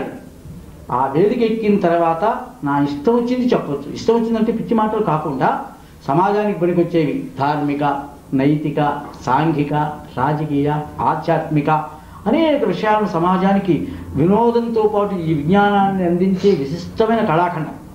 ఇది అందరూ ఒప్పుకుంటారు. మరి ఇలాంటి కళను ఆదరించాల్సి వచ్చేసరికి ఏమిటో అది ఒక చివరకు సంబంధం లేని విషయం ఎలా వచ్చిందంటే, మొట్టమొదట హరికథలకు వాయించడమే భాగ్యం అనుకుని వాయించిన ప్రక్కవాద్య విద్వాంసులు కాస్త ఉద్యోగం రావడంతోనో లేకపోతే రేడియోలోనో లేకపోతే కాలేజీల్లోనో వచ్చిన తర్వాత మేము హరికథకు వాయించమండి అంటే, హరికథకు వాయిస్తే ఏదో తక్కువ భావం, వాళ్ళ దృష్టి చిన్నతనం. అలా ఎందుకు వచ్చిందో నాకు తెలియడం లేదు. హరికథకు మా తెచ్చిపోయి ఎక్కడ ఉన్నాడు, తిరుపతి పొన్నారావు గారిని గొప్ప వెన్నిసి ఆయన అనేవారు, హరికథకు వాయించడం ఒక అదృష్టం అండి. ఎందుకంటే సంగీతానికి ఒక చట్టం ఉంది. ఎవరు పాడినా ఎందరో మగానుభావులు అని ఎవరు చదివినా ఎందరో అనడంతోనే ఆ రాగం ఏమిటో, ఆ తాళం ఏమిటో, ఎక్కడి నుంచి ఎత్తుకోవాలో, జాగా ఏమిటో మొత్తం ఈయనకి అర్థమైపోతుంది. అర్థమైందా నువ్వు వాయించడం పెద్ద గొప్ప కాదు. నేనేం పాడతానో, ఎప్పుడు ఎంత స్పీడ్లో పాడాలో, ఎక్కడ స్లో చేయాలో అది సద్యస్ఫూర్తితో స్వరం చేసుకుని వాయించడం చాలా కష్టం. నేను చెప్తే ఒక ఆయన అడిగితే, పెద్ద విద్వాంసులే, పేరు వద్దు, నేను ఇప్పుడు హరికథకు వాయించడం లేదండి అన్నాడు. ఏమండి అన్న, మేము వాయించామండి హరికథకు, ఎందుకు వాయించాం మీకు తెలుసు కదా. నాకేం తెలీదు, ఏమిటోనండి హరికథకు మేము అలా వాయించను అనుకో, వాయించలేను అను. మా హరికథకు వాయించడం చాలా కష్టం. సిమెంట్ రోడ్డు మీద ఒక రోజు నడిచేవాడు గుడ్డివాడు కూడా నడుస్తాడు చక్కగా దారి, వాడికి ఎక్కడ తిరగాలో ఎక్కడ కళ్ళు మూసుకున్నా వెళ్తాడు కళ్ళు లేకపోయినా. కానీ కొత్త రోడ్లో గతుకుల రోడ్లో అక్కడ నడవడం కష్టం. అందువల్ల మాకు వాయించినందువల్ల మీకు నాలెడ్జి పెరుగుతుంది తప్ప తరగదు. ఇప్పుడు అపశృతులు అవులయ ఉంటుందంటారా? అది అన్నింటిలో ఉంటుంది. సంగీత విద్వాంసుల్లో మాత్రం ఎంతమంది శృతి పక్వంగా పాడి ఆనందింప చేయగలరు. అందువల్ల హరికథకు పొన్నారావు గారు అనేవారు, హరికథకు వాయించడం ఎందుకు అదృష్టం అంటున్నానంటేనండి, ఎప్పుడో ఒక మంచి మాట ఈ హరిదాసు నోట వస్తే అది హృదయాన్ని స్పందించి ఒక మంచి విషయాన్ని తెలుసుకున్న ఆ అనుభూతి మాకు కలుగుతుంది అనేవారు ఆయన. కానీ మరి ఎందుకో తెలియదు. అలాగే ఇప్పుడు తెలుగు విశ్వవిద్యాలయం ఉంది. తెలుగు విశ్వవిద్యాలయంలో అన్ని కళలను ఒక చోట చేర్చాలని అకాడమీలన్నింటినీ కలిపి ఓ విశ్వవిద్యాలయం స్థాపించారు. దాని ఆశయం ఏమిటంటే కళలనే డెవలప్ చేయాలి. సరే, మంచిదే. కానీ ఆ కళల్లో అన్నీ ఉన్నాయి. ఒగ్గు కథ ఉంది, దొంకుల కథ ఉంది, బుర్ర కథ ఉంది, ఈ తప్పెటిగుండు, ఇవన్నీ అన్నిటికీ ఒక పీఠం ఉంది. దాన్ని డెవలప్ చేయాలనే సంకల్పంలో ఎంతవరకు డెవలప్ అవుతుందనేది అది వాళ్ళకి తెలియాలా, దేవుడికి తెలియాలనుకోండి. కానీ ఇన్నిటికి అవకాశం ఇచ్చిన తెలుగు విశ్వవిద్యాలయం హరికథను అంటరాని వాళ్ళుగా బీజేపీ చూసినట్టు, అదేదో దేశ ద్రోహులైనట్టు, వాళ్ళు ఏదో సమాజానికి చెడు చేస్తున్నట్టు, అలాగే మమ్మల్ని కూడా అట్లా చూస్తున్నారు. ఏంటి ఇది, ఎందుకు ఇలా పరిస్థితి? తక్కిన కళలను కూడా బాగా చూడాలా. ఆ తెలుగు విశ్వవిద్యాలయంలో సాహిత్యానికి పెద్ద పీట వేశారు. అయ్యా ఆనంద్ గారు, సాహిత్యాన్ని డెవలప్ చేయొద్దని మా ఉద్దేశం కాదు. సాహిత్యాన్ని అభివృద్ధి చేయడానికి చాలా యూనివర్సిటీలు ఉన్నాయి. నేను మొన్న అదే చెప్పాను. ఆల్ ఇండియా రేడియో వారును తెలుగు విశ్వవిద్యాలయం వారు సంయుక్త ఆధ్వర్యంలో హరికథ ఉత్సవాలు జరిపారు. 10 ఏళ్ల బట్టి తపన బట్టి వాళ్ళని అడిగి వీళ్ళని అడిగి మొత్తం మీద అది జరిగింది. 3 రోజుల కార్యక్రమం లాస్ట్లో చెప్పానమాట. వైస్ ఛాన్సలర్ గారు, నాయన కృష్ణకుమార్ గారు, వీళ్ళందరూ ఉన్నారు. అమ్మా, మాకు కావలసింది మీరు కాదు, మీరందరూ సాహిత్యంలో పట్టాపుచ్చుకున్నవారు. ఇక్కడికి వచ్చినా మీరు సాహిత్యాభివృద్ధినే చేస్తున్నారు తప్ప దానికి పెద్దపేట వేసి ఈ సంగీతాన్ని, ఈ కళలను చిన్నచూపు చూస్తున్నారు.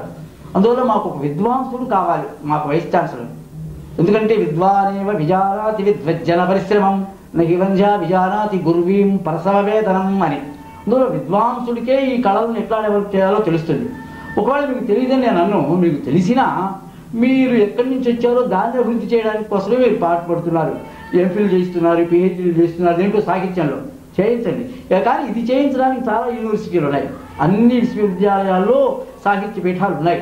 అలాగే తెలుగు అకాడమీ ఉంది, అలాగే సారస్వత పరిషత్ ఉంది. ఇవన్నీ తక్కిన పుస్తకాలు ప్రింట్ చేయించడానికి, సాహిత్యాన్ని డెవలప్ చేయడానికి ఉన్నాయి.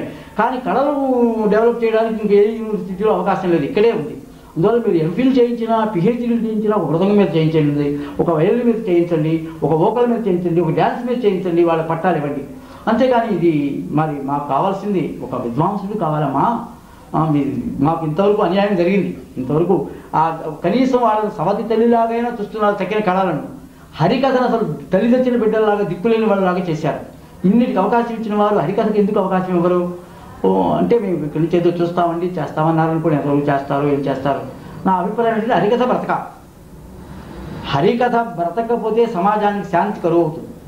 ఎందుకంటే మేము 3 గంటలు చెప్పినా, 4 గంటలు చెప్పినా మా హరికథలో నాయన న్యాయంగా బ్రతకండి, శాంతిగా ఉండండి, దేవుడు ఉన్నాడు, పాపం చేస్తే శిక్ష అనుభవించాలి అని ఇలా మంచి మాటలే చెబుతాం తప్ప కొట్టండి, నరకండి, చంపండి, ఎదురు తిరగండి ఆ మాటలు మా హరికథలో రావు. మరి ఇట్లాంటి హరికథను చాలా సంస్థలు, ఇందాక వారితో ఎవరో రామ్మోహన్ రావు గారు, వారితో కూడా ఇదే చెప్పారు. మేము ఏదో చాలా సంస్థలు ఉన్నాయి దేశంలో, హరికథకు మరి ఎందుకు అవకాశం ఇవ్వడం లేదు? సంగీత సభలు ఉన్నాయి, నాట్య సభలు ఉన్నాయి, సాహితీ సభలు ఉన్నాయి, మరి నాటక సంస్థలు ఉన్నాయి. వీటిని పోషించడానికి హరికథను పోషించే సంస్థ ఒక్కటి కూడా లేదు.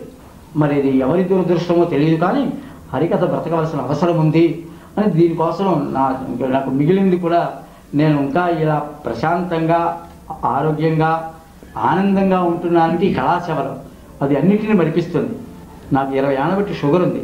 ఈ మధ్య మేము హరికథ ఫెస్టివల్ జరిపాము. 6-7 లక్షల రూపాయలు ఖర్చు పెట్టి 500 మంది హరిదాసులను ఒక చోట గుంటూరులో సమావేశపరిచి 7 రోజులు అపూర్వమైనటువంటి హరికథా సమ్మేళనం జరిపాను.